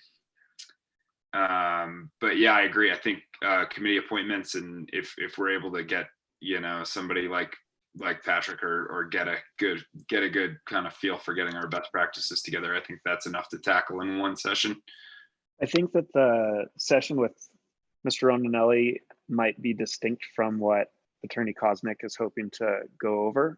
I think he's really just looking at a quick best practices for how new trustees can avoid liability. I know that's generally what Mr. Rondinelli is covering as well, but I think the town attorney is trying to be a little more specific towards liability. Okay. Trustee Barella. Yeah, Mr. Kosnick was extremely informative last time we had him come and talk about this. We did do it in a retreat with Mr. Rondinelli, but more than happy. If you guys don't know, please Google and look up Colorado Sunshine Laws. Very important that everybody understands how they work. And just for the benefit of the new mayor and trustees,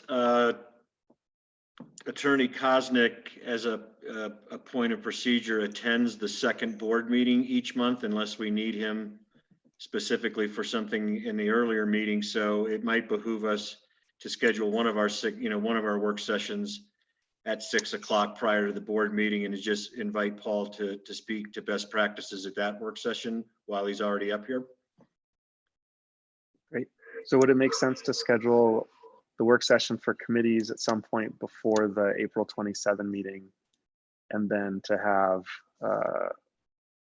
Paul Kosnick join us early for the April 27 meeting? I agree with that. And then Trustee Wiegert, I do think that a retreat is a great idea, and it will be nice for the cohesiveness of the group and to have us, further develop the goals of the group. But it would be nice to be able to do that in person. So perhaps we continue to gauge the environment, and if we find that that's taking too long, we can do it virtually. But if not, we can schedule this as soon as we're cleared to begin socializing with less distance.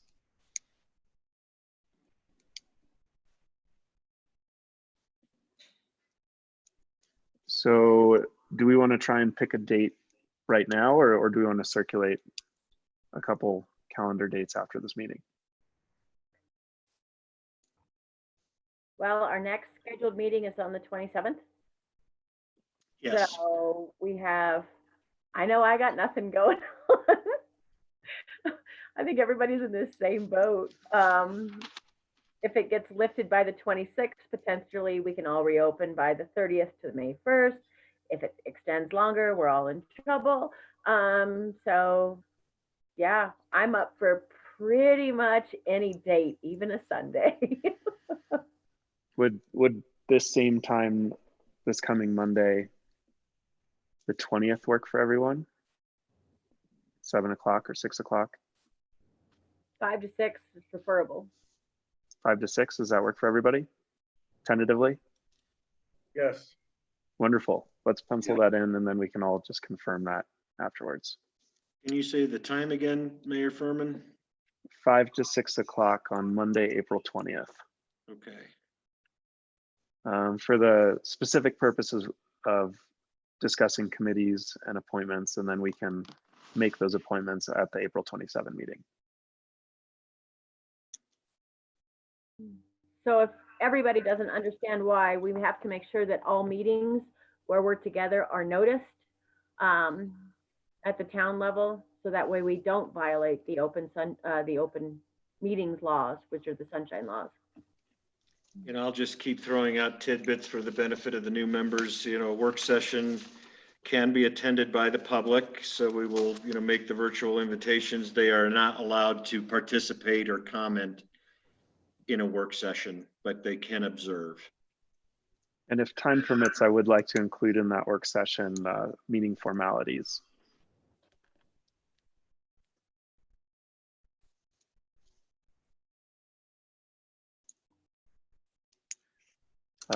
That concludes what we have on the agenda. And so now we look to see if we have any public comment, unless there's any other trustee discussion. Trustee Wiegert, yes. Thank you, Mr. Mayor. I just want to say congratulations to all of the new trustees on the board.